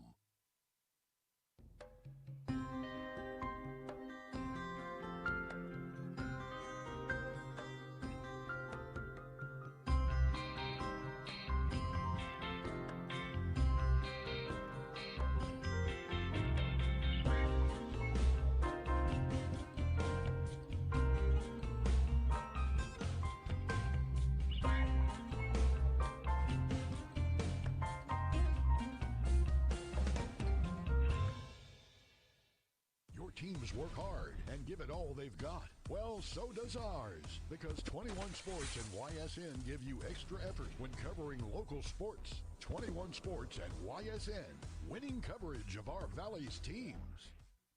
It's a phone-in Friday edition of Running Point on YSNLive.com. Ron Potesta with you. MP Vivo Heating and Air Conditioning Hotline open for business.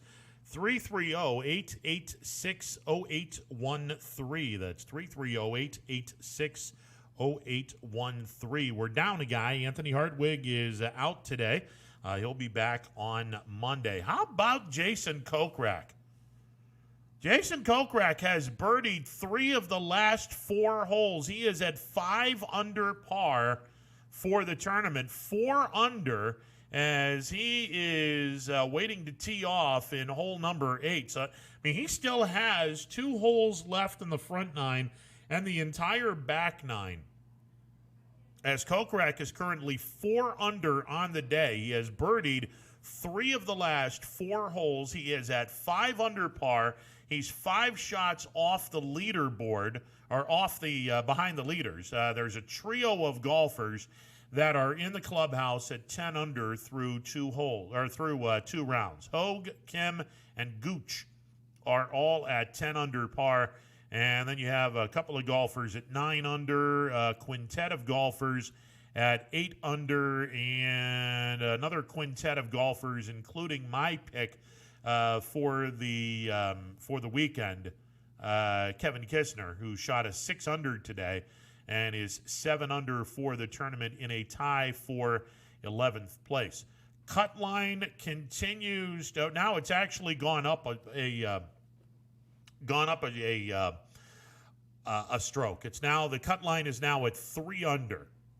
Cut line is now at 3 under par. Jason Kokrak is 5 under, and he is now 5 under through 8 holes. So he has gone through 8 holes. We're always behind for whatever reason. Kokrak wound up about 21 and a half feet away for a birdie shot and just missed his birdie, but was able to tap it in for par. So he will go to the 9th hole at 4 under for the second round, 5 under for the tournament, 5 shots behind the leaders. But the good news is Jason has 10 holes left. The bad news is Jason has 10 holes left. He is up and down like a yo-yo, and right now he's certainly up. He birdied the 2nd, the 4th, the 5th, and the 7th holes in the front 9. No bogeys, as I knock on wood. No bogeys to this point. Kokrak is doing really, really well. Again, we're about halfway through the round as Kokrak is on the 9th hole currently, a par 4 9th hole, and we'll see if Jason continues his good fortune. But if he continues to get some birds, hey, as our guy Brian Tolnar said on Wednesday when he handicapped the Wyndham Championship, you have to get off to a fast start, either in round 1 or round 2. You have to be there with a really, really good first or second round, preferably both. Jason was 1 under in the first round, where I believe the leaders were 8 under. A couple of golfers had shot an 8 under par 62 in the first round. Well, right now, the leaderboard, the leaders are at 10 under. I don't expect 10 under to be the score, because one of the guys who was 8 under par at the beginning of this is now just golfing, and that's Varner. He was 8 under. One of the other guys, Sloan, he was even for the day, so he stays at 8 under. I don't imagine that Varner is going to be one of those golfers that's going to stay.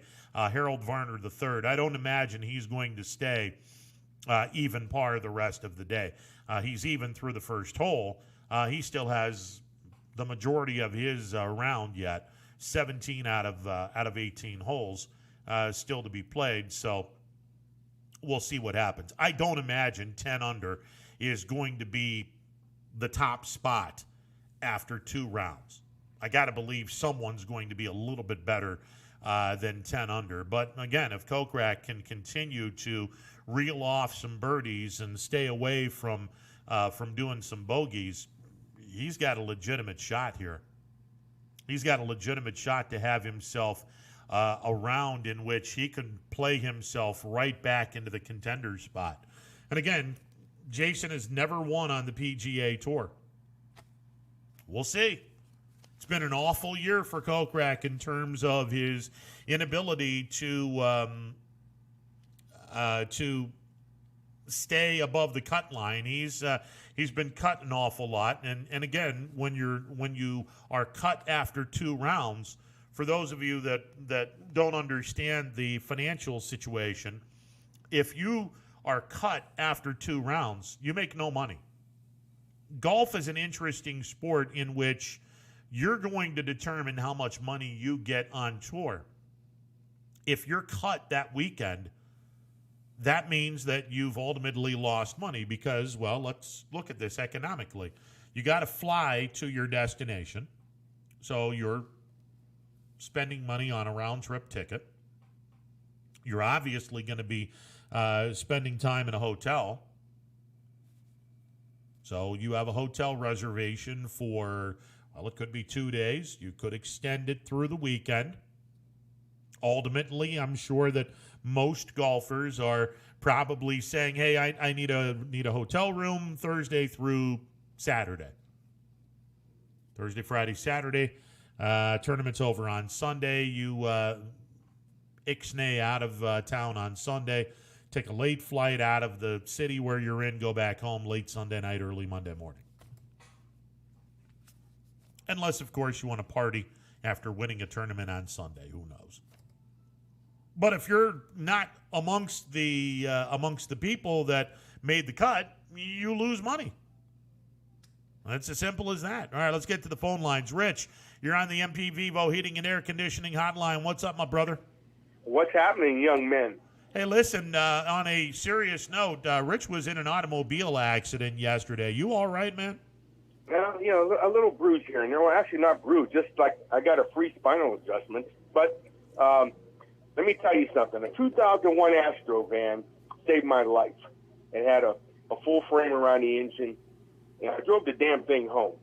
No crack in the windshield, the doors open, and later on I went out, it started, and it's still running, but the frame up front is in bad shape, and it's not worth repairing. Yeah. But because I wasn't in a beer can car, wise man always once said, surround yourself with as much metal as possible. And I'm alive, brother. Yeah, and we're grateful for that because could have been an awful lot worse if you were in one of those clown cars.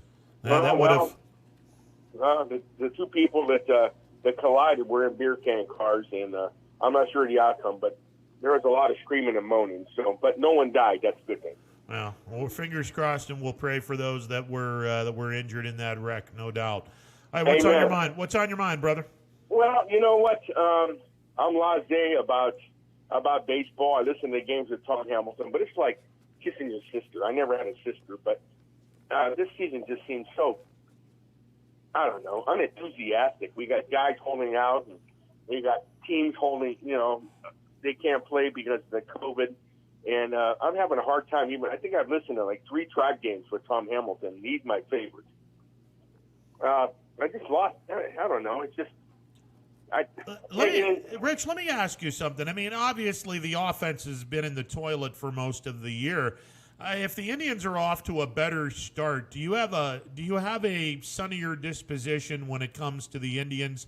If they got off to say 14-5 start or a 12-7 start instead of where they are now? Do not. I do not, and it has nothing to do with their performance because. Baseball is baseball. I love it, win or lose. But the shellac just seems to be, the luster is gone. Maybe next year things will be different if our society ever returns to so-called normal. I don't know. It just doesn't have it. We got, like I said, we got superstars and we got players who I tip my hat to for opting out because they're making enough money, more than everybody you and I know and Anthony too, combined, and everybody that they know combined for their lifetimes. These guys already made more money than everybody we would know. And I can't blame them for not taking a risk. That's all I got to say about listen, that. I agree with that. I mean, especially if you're in a situation where you're a parent of a newborn, I don't know how Mike Trout is able to do this, knowing that he and his wife just had their first baby late July, early August. And so David Price, who bowed out, I don't know his situation. But, again, I mean, if their living situation is where, you have someone who's at high risk because they're a cancer survivor, I mean, I'll completely understand if anyone were to bow out of this because they're not comfortable wanting to play in a COVID world. I get it. Ron, you deal with really sports fanatics every day. And I've come to separate myself from that. I'm a sports enthusiast. I'm no longer a fan addict because I don't care about things. In this last few months, several months, so many things have been put back into perspective as far as essentials and non-essentials. Yeah, absolutely. No. My wife works at drive-thru at McDonald's. She's an essential. Yeah. Okay? Mike Trout is not an essential. Agreed. No, okay. Listen, I agree with you wholeheartedly. And, when the National Football League starts, if under a normal year, here we are in mid-August, the preseason would be well underway. As everyone knows, or if you don't know by now, I'm a huge Bills fan. I am a big Buffalo Bills fan. I would be so friggin' excited for this season because the Bills have some stuff in place where they may make a very deep run into the AFC playoffs based on a really good defense, based on the fact that they finally have a home run hitter in their acquisition of a deep threat for Josh Allen. Under normal circumstances, Rich, I would be through the roof excited for the Bills. And I got to be honest with you, I just found out yesterday that the NFL was 1 month from yesterday that we were going to start the season. I'm not even in the least bit interested in the National Football League season starting. And maybe I'll get more excited the closer we get to the start of the NFL season, assuming we have one. And it's the same thing with Notre Dame. Brother. It's the same thing with Notre Dame. Look, I'm excited that Notre Dame is going to be playing, but am I through the roof excited? No. Now, playing who? Now, look, if we are realizing that we do have a college football season, okay. Now I'll get a little bit excited on Saturday watching Notre Dame play, but right now I'm not that excited about it. I mean, I don't know, Ron. The Browns, as well as your team, the Bills, they finally got pieces of the puzzle put into place that I haven't seen since the reinception. And I had excitement for this. But you know what? A lot of these guys have wives and children and loved ones and families, and many don't. And I tell you what, the possibility of obtaining COVID is not on the field. It's in traveling on jets, on airplane flights, sure, and airports, and restaurants, and lodging, and nightclubs. Yep. And casinos, crowded places. And they all do it. And I've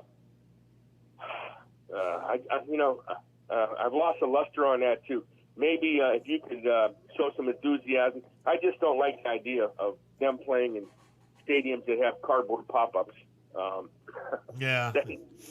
Oh my God. Look, I saw televised baseball a couple of games, and I'm like, no, can't do it. Sorry, I just can't do this. I'll listen to it on the radio. This is your living. Yeah. I could do Tom Hamilton. I think I've taken in 3 games. But, they got the piped-in crowd, and I'm like, oh, my God.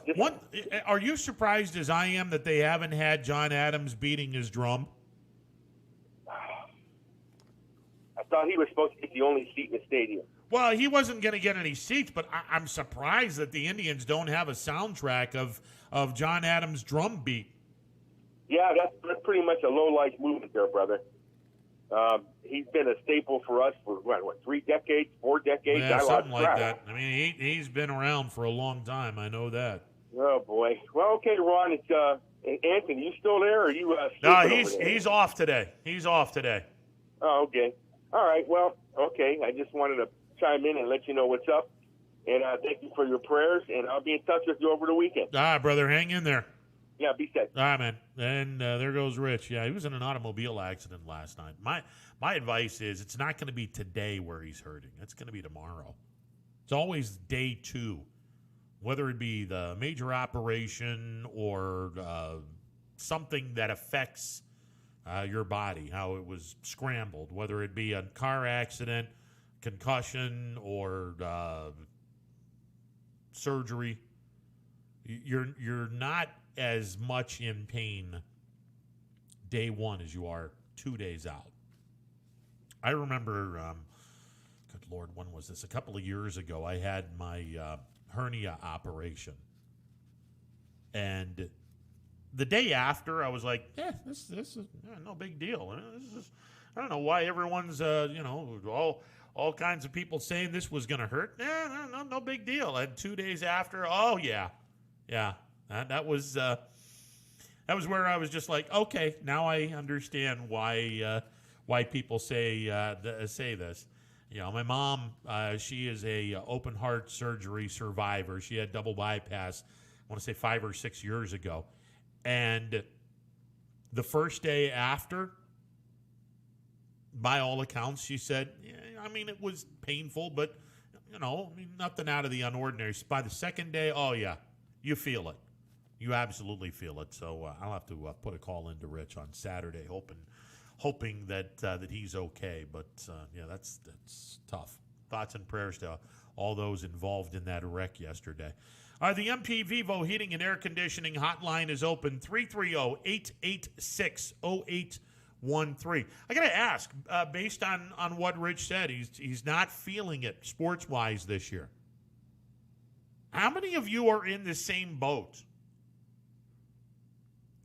I mean, look, we're in the sports business. That's why I'm here at YSN, and we're in the high school sports industry more than anything else, and we'll find out Tuesday whether Commander Milquetoast, a.k.a. Governor DeWine, is going to give us the okie dokie to play high school football. And if he does, well, then we'll be going on 5 days a week, not this coming week, but based on what Governor DeWine, a.k.a. Commander Milquetoast, says on Tuesday, it'll determine whether or not we go 5 days a week starting Monday let me get a calendar out here. Monday the 24th. If Commander Milquetoast, a.k.a. Governor DeWine, says that high school football is a go on Tuesday, August the 18th, then come Monday, August the 24th, we will have Running Point, noon to 3, 5 days a week. We'll be on 5 days a week, and we'll have all kinds of interviews, and we'll have a set amount of people coming in here or jumping on the MP Vivo Heating and Air Conditioning hotline. And, look, if we have high school football and we have college football and we have pro football, tall order to see if we have it. But, if we have high school football and we have the NFL, I think that's enough to keep us busy to do a 5 day a week show. So depending on what Governor DeWine says Tuesday, we'll determine whether or not we're doing this show 5 days a week. If he says yes, we'll start doing this show 5 days a week beginning August 24th. If he doesn't say yes and we have no high school football, then we're still going to do 3 days a week. That's where we are right now with this. Hopefully, we will have high school football. I know we're going to have pro football. Unless a catastrophe happens, we're going to be having pro football. Whether there's people in the stands, that's another question. But let's piggyback off what Rich was saying. And look, there's plenty of fans that really aren't feeling the sports aspect of it. That real life has gotten in the way of being a sports fan. And I'll be honest with you. I'm a huge baseball fan. I mean, I think everyone knows this by now. I've spent the majority of my adult life either covering or being a part of major and minor league baseball. I've been blessed that way. I'll be honest with you, and I think anyone that heard this show leading up to the start of the season, I'm still not completely into the game. Not. I'm not following the teams as much as I would. Now, not by much, but I'm not following the Indians as much as I would normally follow them. I certainly haven't gone up to the stadium yet to cover anybody. I don't even know if I'm going to be honest with you. I haven't gone to Pittsburgh yet. Again, I have no idea if I'm going to or not. Am I looking forward to high school football? If Governor DeWine, a.k.a. Commander Milquetoast, says, hey, it's a go, okay, I am going to be fired up for high school football. I will be fired up for high school football because my nephew is a quarterback for one of the schools in this area. So, yeah, I'll be fired up for high school football. If Commander Milquetoast, a.k.a. Governor DeWine, says, hey, high school football is a go, when he announces this, if he ever does, it's supposed to be on a Tuesday, although, truth be told, we didn't say what Tuesday. It might be next Tuesday. I'm assuming that it's this coming Tuesday, but with Governor DeWine, you never know. But if he says yes, yeah, I'm going to be fired up for high school football. And I think everyone in this area will probably be fired up for high school football. If we have a college football season, well, it's not going to include the Buckeyes. Big Ten said, no, we're not going to play college football this fall. Okay. But there's a pretty good chance we still might have college football, albeit without the Big Ten and the Pac-12. Now, again, my allegiance isn't to Ohio State. I'm not a Buckeye fan. I root for Notre Dame. So if Notre Dame is playing college football, yeah, I'm going to be into the college football season. Am I going to be into it as much as I normally would? Yeah, probably not.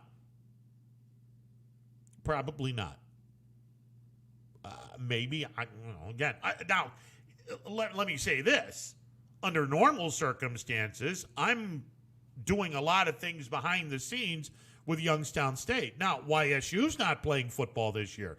So maybe, just maybe, because we don't have college football at Youngstown State this fall, and I'm not doing anything on Saturdays because we don't have YSU football, I will probably watch a lot more Notre Dame games live than via the DVR. And in the National Football League, I'll pull for my Bills. I'll watch the NFL. No question about that. I'm going to be ready to watch the NFL, but it's different. I'm with Rich on this one. It's different. This season is a little different. It's harder to be a fan right now because of all the stuff that's going on.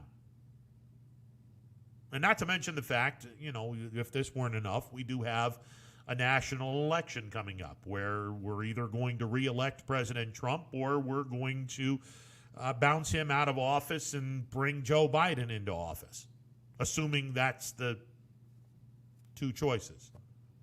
I mean, the Democratic convention, I guess, is next week. I don't even know if they're having a convention or if they're just going to go through the formalities with speeches via internet or whatever. I have no idea what they're going to do. But assuming it's Biden versus Trump, well, we're going to find out November 3rd who wins the election. So we have that to deal with every 4 years. But under normal circumstances, hell yeah, I'm a huge fan. And in mid-August, I would be bouncing off the walls right now, super excited for the Buffalo Bills season to start.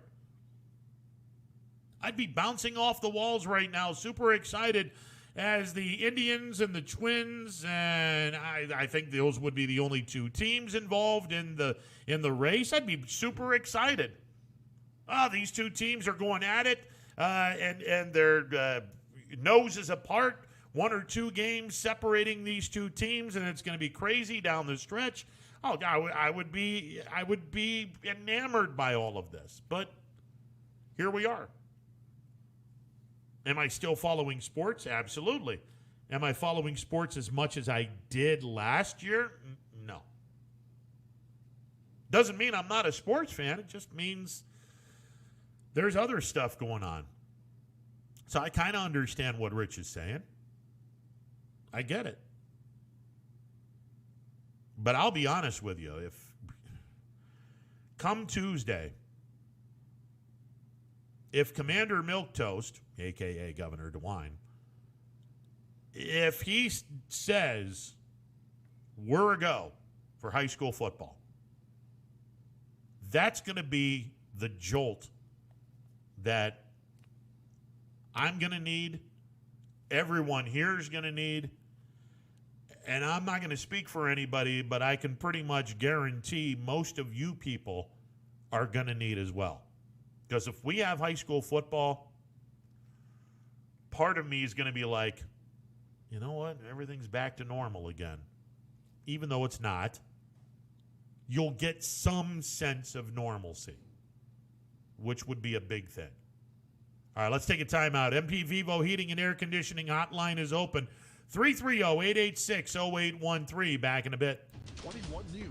Let's get right to our top story tonight. More experienced reporters. A new Wilmington restaurant. Lordstown. Telling more local stories. We'll look at efforts Boy is recovering from a broken around our valley. Community in Niles. We are here in Youngstown, right up. Because you expect Important for everyone. No place like home. more local news. In Mercer County Court. 21 News is our valley's #1 local news. Welcome home to a home made homier with Baird Brothers Fine Hardwoods. Inspiration starts at BairdBrothers.com and is turned into reality when high-quality hardwoods are delivered right to your home. Baird Brothers has the latest design trends, shiplap and skinny lap interior siding, antique oak rustic flooring, and, well, you'll find them all at BairdBrothers.com. Ordered easily, delivered conveniently, enjoyed comfortably. BairdBrothers.com.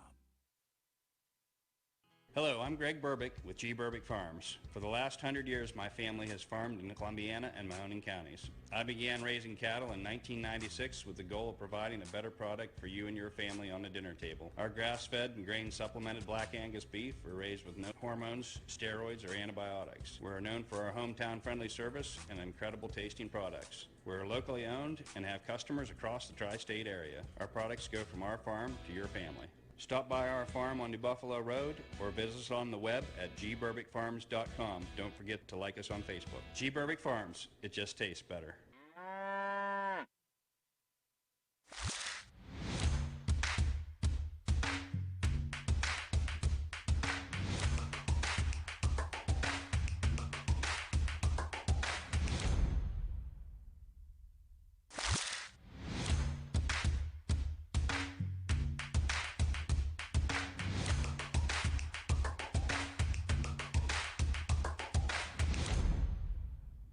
It's a phone-in Friday edition of Running Point on YSNLive.com. Ron Potesta with you. MP Vivo Heating and Air Conditioning hotline is open, 330-886-0813. That's 330-886-0813. Little under-the-radar move that the Indians made a few days ago that I don't know if this is going to come back to... I don't necessarily want to say haunt the Indians because I don't think it's going to be that extreme, but Christian Arroyo was placed on waivers by the Indians. This is the kid that they picked up from the Tampa Bay Rays. He was coming off a 2 years removed from a 30-home run season. Not a bad player, but he was never really given an opportunity to show his stuff in the COVID world in which we're living in. And the Indians wanted to stay with the familiarity that they have. So they cut him loose. He was claimed yesterday off of waivers by the Boston Red Sox. And again, I don't know if this is going to come back short-term or long-term. to bother the Indians, but keep an eye on that. I would expect Christian Arroyo to get a pretty good chance with the Boston Red Sox, although the Red Sox are they need pitching more than they need hitting, but Christian Arroyo is a pretty good pickup for the Boston Red Sox. We'll see what they do with Christian Arroyo. The Blue Jackets last night, or yesterday afternoon, excuse me, they evened their best of 7 series with Tampa Bay yesterday by knocking off the Lightning 3-1. Well, I tell you what, this when Tampa Bay beat Columbus, what was it? Wednesday. No, it was Tuesday. They beat Tampa Bay in 5 overtime, or they beat Columbus in 5 overtimes. I thought, okay, whoever lost this game, this is a huge gut punch. They're gonna obviously be down 2-0, maybe even more. For the Blue Jackets to come back and to outplay the Lightning, especially in the third period, that says something to this to the character of this team. Unlike the character of the Penguins that got bounced pretty quickly by Montreal. The Blue Jackets are going to make a hell of a series out of this.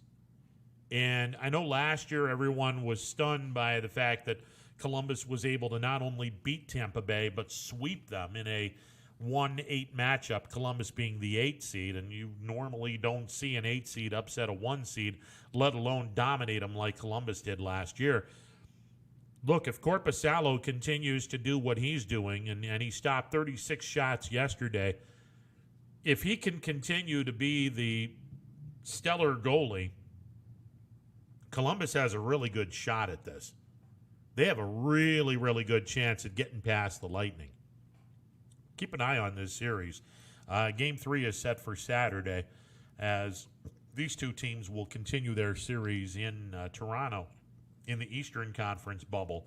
And by the way, I know a lot of folks were, when the idea was floated around that the NFL should be in a bubble, there were some people saying, well, you can't have all of the games played in one home place. That's going to give an unfair advantage to the home team. Let me put that myth to bed right now. Toronto and Edmonton were both in the playoffs. They were both involved in the play-in series. Toronto is the home ice for the Eastern Conference. That's where the bubble is, in the great city of Toronto. If you've never been to Toronto, oof, that is a great city. Expensive as all get out, but that is a great city up in Canada, in the province of Ontario. Beautiful city. And in the west, Edmonton. Edmonton is in the province of Alberta. Just an absolutely gorgeous city from what I've been told. Never been out that far to Canada. I think the furthest in Canada I've been to is Ontario, across the Detroit Canadian border. Windsor, Ontario is the furthest out west in the great nation of Canada. I've gone to Montreal and Quebec City, and I've been as far west as Windsor, Ontario. I've never gone to Saskatchewan, Alberta. What was the other provinces? Yeah, my Canadian knowledge is not good. Anyway, Edmonton is the home of the Western Conference. So Edmonton and Toronto were both in the playoffs. Both of them are no longer. Edmonton got beat, and so did Toronto. So all this talk about, well, you can't expect to have if you're bubbling these teams, you got to have you got to be in a neutral place. Not necessarily. It's not like you have any crowd there. You don't have the crowd there. That's why, for me, if we continue to play the National Hockey League postseason and the NBA postseason, whoever wins the Stanley Cup and the NBA championship, I am not putting an asterisk anywhere near that, because I can make the argument that this championship This Stanley Cup championship and this NBA championship was even more difficult than any other championship that you could have possibly won. And let me explain why. The Milwaukee Bucks are the best team in the Eastern Conference. They are the number 1 seed in the Eastern Conference. They're going to get the winner of Orlando and either Charlotte or Washington, one of those two teams, and it's probably going to be Charlotte. They're not going to play any games in Milwaukee. They're not playing their quarterfinal home court advantage in Milwaukee. They're not going to be playing in the semifinals in Milwaukee. And they're not going to be playing in the conference finals with home court advantage. All of these games are going to be played in Orlando with no fans. There's no home court advantage. You're not going to have any home court advantage for the Los Angeles Lakers. They get the winner of Portland and Memphis. Portland all they have to do is beat Memphis once. The Grizzlies have to beat the Trailblazers twice in order to advance to the quarterfinals. And by the way, lost in the NBA, we're going to put everyone in a bubble and have a couple of regular season games. I like the idea of 8 versus 9. I like the idea of having a 9th team play the 8th seed, and the 8th seed has to beat the 9 seed just one time. If they can do it in 2 tries, if you have 1 win in 2 tries, then you move forward and play the top-seeded team. I like that idea. I hope the NBA, when all of this is over with and we get back to some sense of normalcy and we have a regular NBA season, I hope the powers that be embrace that rule. I like that rule because now you're even taking even more of an advantage for the top-seeded team because now the 8th seed, it's not an automatic. Now you got to fight the number 9 seed, and you have to win 1 of 2 games. If you lose 2 consecutive games, then the 9 seed gets to take on the number 1 seed. I like that idea. I hope they incorporate that when we have a normal NBA season. But the top seed and some of these other top-seeded teams in the NBA, they're not going to have any home court advantage. They're not going to have 20,000 of their fans screaming and making life miserable for the away teams. They're not going to have any of that. You're going to be playing in front of nobody in an arena that's about as sterile as it gets. Same thing with the NHL. The top-seeded team in the NHL, what was it, Philadelphia in the East, because of their play-in games and their round-robin tournament. They're the top seed. None of the games are going to be played in Philly, where those crazy people are going to be making life miserable for all the Eastern Conference hockey teams. I mean, go to a game in Philadelphia if you really want to see how craziness is truly defined. Go to a Sixers game or an Eagles game or a Phillies game or a Flyers game. Philly fans are crazy. They're nuts. Especially Eagle fans. They're nuts. They don't have a home ice advantage. Who's the top seed in the West? Hell, I don't even know who the top seed in the West is. They don't have home ice advantage. Whoever wins is going to be playing in a sterile environment. If you're in the East, you got to go into Toronto, into this bubble, and you're going to be taking on all comers. And okay, if you win, you get to celebrate amongst your team, not anyone else. Don't tell me that we're going to put an asterisk next to these 2 seasons. Get out of here. If anything, I'm going to say that these championships won, assuming that we conclude without any interruptions. Whoever wins the NBA and the NHL championship is going to be deserving of those championships. Not that no other team is deserving, but my goodness, they're going to really be deserving. Because you didn't have home ice advantage or home court advantage. You didn't have the luxury of playing in your home building. You had to do all of this on a neutral site. Every single part of this on a neutral site. Hell yeah, that championship is going to mean something a little bit more. No two ways about that. And by the way, now that Pittsburgh is eliminated and Columbus, who knows, maybe Columbus can steal this series like they did last year. I don't know. I don't have a rooting interest in the NHL or the NBA. I'm a Sabres fan, and they suck. And I'm a Cavs fan, and, well, they didn't get invited in Orlando. So I don't have a rooting interest. What I do know is I have seen an awful lot of the hockey in the last week or so.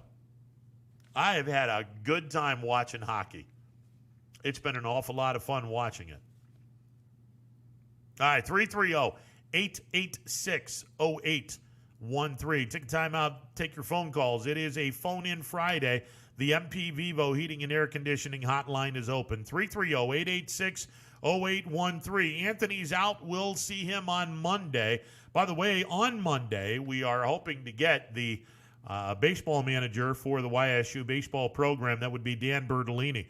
Look, with the Horizon League calling off and canceling the fall season, not only is that hindering the fall sports, it's also putting a major crimp into the spring sports, because the spring sport teams normally have pretty spirited fall practices, or in the case of the golfers, they get to go to some tournaments.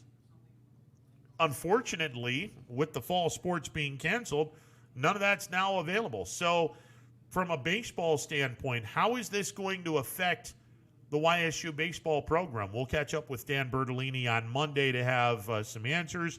We'll also hear from 21 Sports Director Dana Balish. We'll be another day closer to Governor DeWine's decision, and we'll also get a couple of more guests as well. That'll be coming up on Monday. We'll be back in a bit. It's a phone-in Friday edition of Running Point on ysnlive.com. The details. Baird Brothers Fine Hardwoods is one fine ride. Perfect cornering, superb handling, sporty and stylish, power to spare, plus awesome mileage. Yeah, jaw-droppingly beautiful lines and well appointed with luxurious trim. Put more oomph in your life and start beholding the molding. Find your home's fine hardwood at BairdBrothers.com.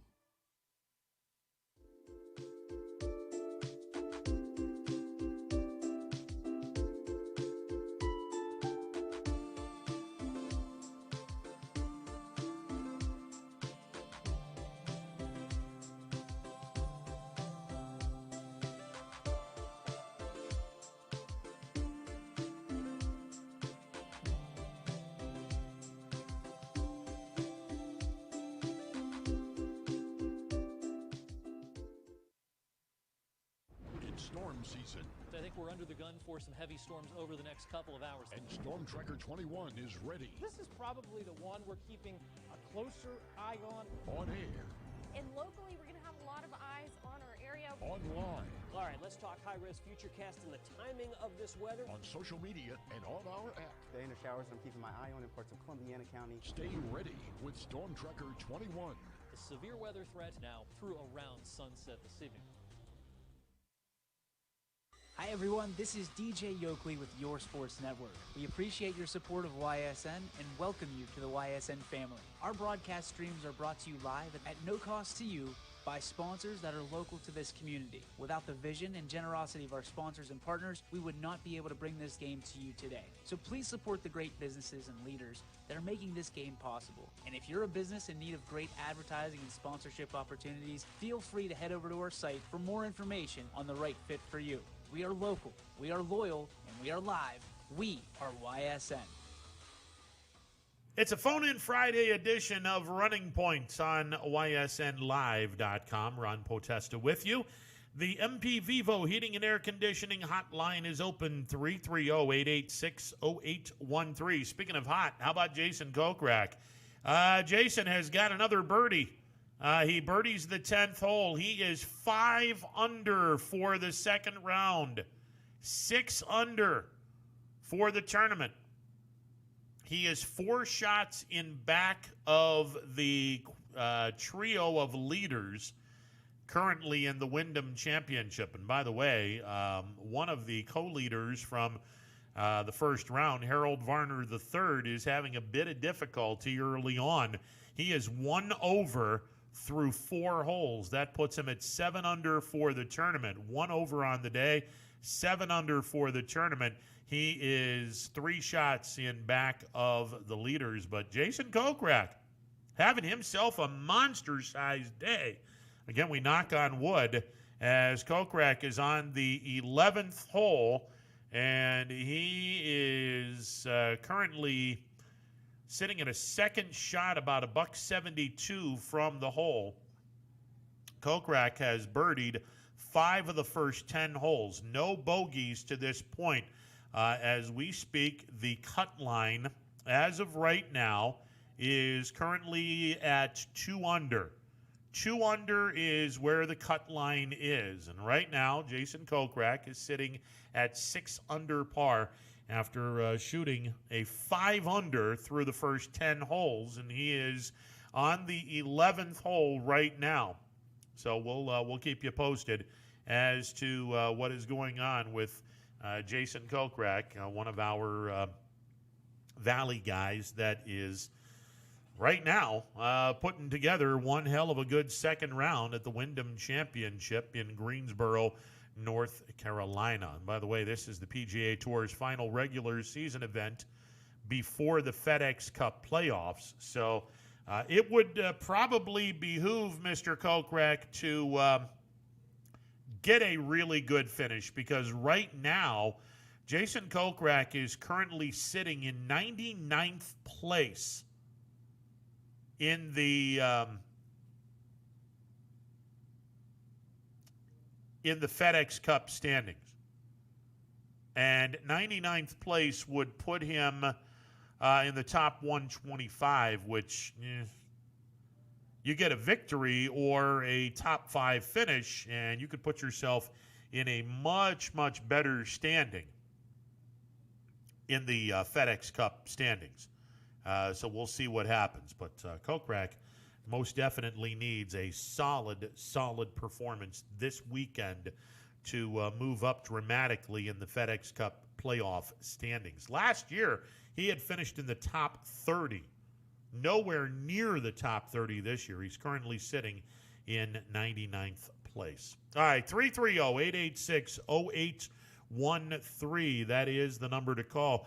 We'll preview the night in Major League Baseball with the Indians and the Pirates. That's coming up in a bit. Stick around, more to come. Baird Brothers remains your source for fine hardwood products. For the time being, we're open for customer pickup only on weekdays, 9 a.m. to 4 p.m., and Saturday from 9 a.m. till noon. Place your order online at BairdBrothers.com. Baird Brothers, for the place you love. Quality, customer service, and integrity. Those are the 4 words that have driven our success since 1957 at Joe Dickey Electric. Joe Dickey Electric is one Mahoning Valley landmark business that stays current with the requirements of our customers. Family owned and managed, we are an electrical contractor and energy solutions provider. Every member of our team adds to his or her skill set through ongoing training. Residential, commercial, industrial, automotive, and more. We keep ahead of the needs of our customers with a fleet of more than 50 vehicles and 24/7 emergency service, so you're never left in the dark. The 4M Company, being an architect and construction manager for over 40 years, has had the opportunity to use many different electrical businesses for our projects. The depth, quality, and knowledge and attention to detail displayed by Dickey Electric makes them stand out above all the rest. For state-of-the-art expertise and a timeless commitment to our customers, contact Joe Dickey Electric. We are everything electrical.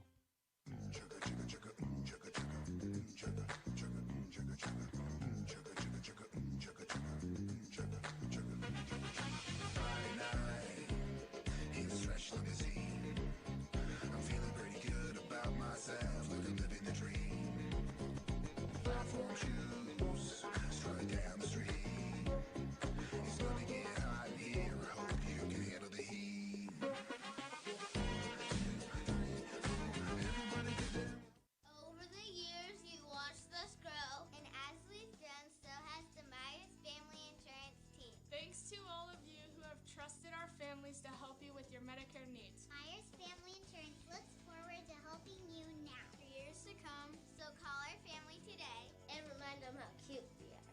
Myers Family Insurance continues to be the area's resource for all your Medicare and retirement needs. Call today, 330-286-3044. Phone-in Friday edition of Running Point on ysnlive.com. Hello. With you for a couple of more minutes, and then we have the Friday edition of the Power Hour that'll be coming up momentarily. Tonight in Major League Baseball, the Indians taking on the Detroit Tigers. Aaron Savali on the bump for the Tribe. Ivan Nova on the hill for the Tigers. It's a 7:10 start in the Motor City, as the Indians are going to try to get a victory. After tonight's game, we'll be a third of the way through the season. And this offense better get to clicking. It better get to clicking, because if this offense doesn't get started, the Indians will have no alternative but to trade away one of their starters, and it would probably be Clevenger, based on the stupidity that he and Plesac did last weekend. But they got to jumpstart this offense. By the way, speaking of, here's your starting lineup for the Indians. Leading it off, the second baseman, Cesar Hernandez. Jose Ramirez will bat second and play third base. Hitting third, the shortstop, Francisco Lindor. Carlos Santana cleans it up. He's at first base. Franmil Reyes is the DH. He's in the 5 spot. Tyler Naquin is in right field tonight. He'll be batting in the 6th hole. Domingo Santana, and you got to wonder when the Indians are going to officially give up on the big fella. Santana needs to get it going. He's hitting 7th tonight, playing in left field. Sandy Leon will do the catching and bat 8th, and hitting 9th tonight, the center fielder, Delino DeShields. Hernandez, Ramirez, and Lindor, the top 3, Santana, Reyes, and Naquin. The middle 3, Santana, Leon, and DeShields. The bottom 3 in Tito's lineup, all behind Aaron Savali. Pirates are in action against the Cincinnati Reds. That's a 7:10 start. Chad Kuhl on the hill for the Bucks. 2-1, a .251 earned run average in 5 career starts against the Cincinnati Reds. Matter of fact, he has given up 2 runs or less in 4 of his 5 starts against the Reds. On the hill for the Reds, Sonny Gray, who is the current record holder in Major League Baseball. How about this one? Sonny Gray, in his last 37 starts, has not allowed more than 6 hits in any of those 37 starts. That is unbelievable. That's unbelievable. I can't believe that's a major league record, by the way. 37 consecutive starts in which Sonny Gray has not allowed more than 6 hits in any start over the last 37 starts. That's a major league record. All right, we'll close up shop. We'll also tell you how Jason Kokrak is doing. He has a very birdieable punt. Is there such a word, birdieable? Yeah, I just made it. He has a very birdieable putt. Birdieable, not birdieabola. Birdieable putt on the 11th hole. That's we'll tell you if he hit the birdie or gave someone the bird. That's coming up in a bit. Stick around. They say American craftsmanship is making a comeback. Of course, at Baird Brothers Fine Hardwoods, it never went away. People are floored by Baird Brothers' authentic hardwood floors. They stare at our stairs and adore our doors. Baird Brothers reflects 3 generations of family craftsmanship. Visit our huge in-stock selection in person or at BairdBrothers.com. Baird Brothers, our family's heritage, your family's home.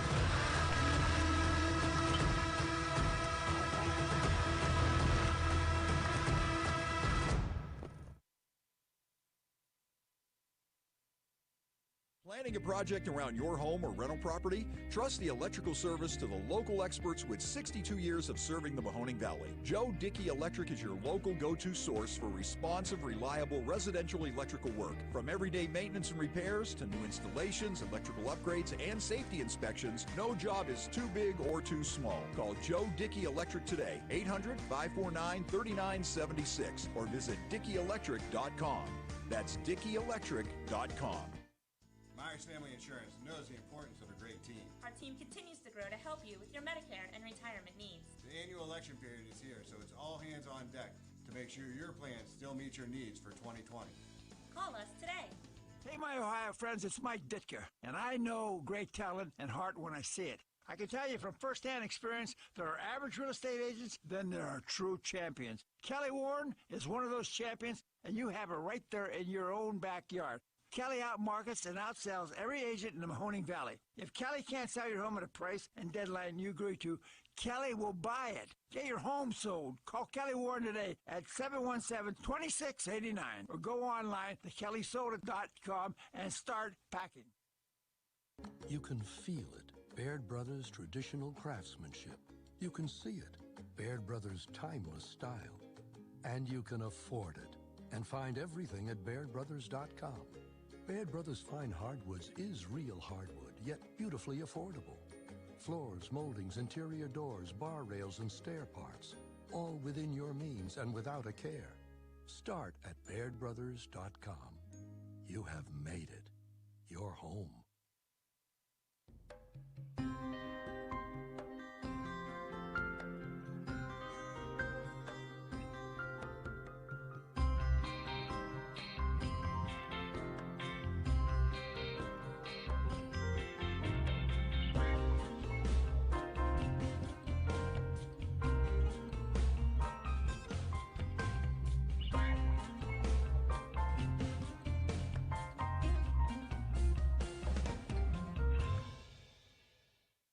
Teams work hard and give it all they've got. Well, so does ours, because 21 Sports and YSN give you extra effort when covering local sports. 21 Sports and YSN, winning coverage of our Valley's teams. All right, before we get out of here, we will tell you that Jason Kokrak did, in fact, birdie the 11th hole. He is 6 under on the day, 7 under for the tournament. He is 3 shots in back of the leaders and currently in a tie for 10th place. That'll do it for the show. Many, many thanks to Mandy Bell, who covers the Indians for MLB.com. Leetonia head football coach Paul Julia also joining us on a phone-in Friday. Stick around. Power Hour is coming up next. Have a great weekend, everyone. Talk to you on Monday. Anthony will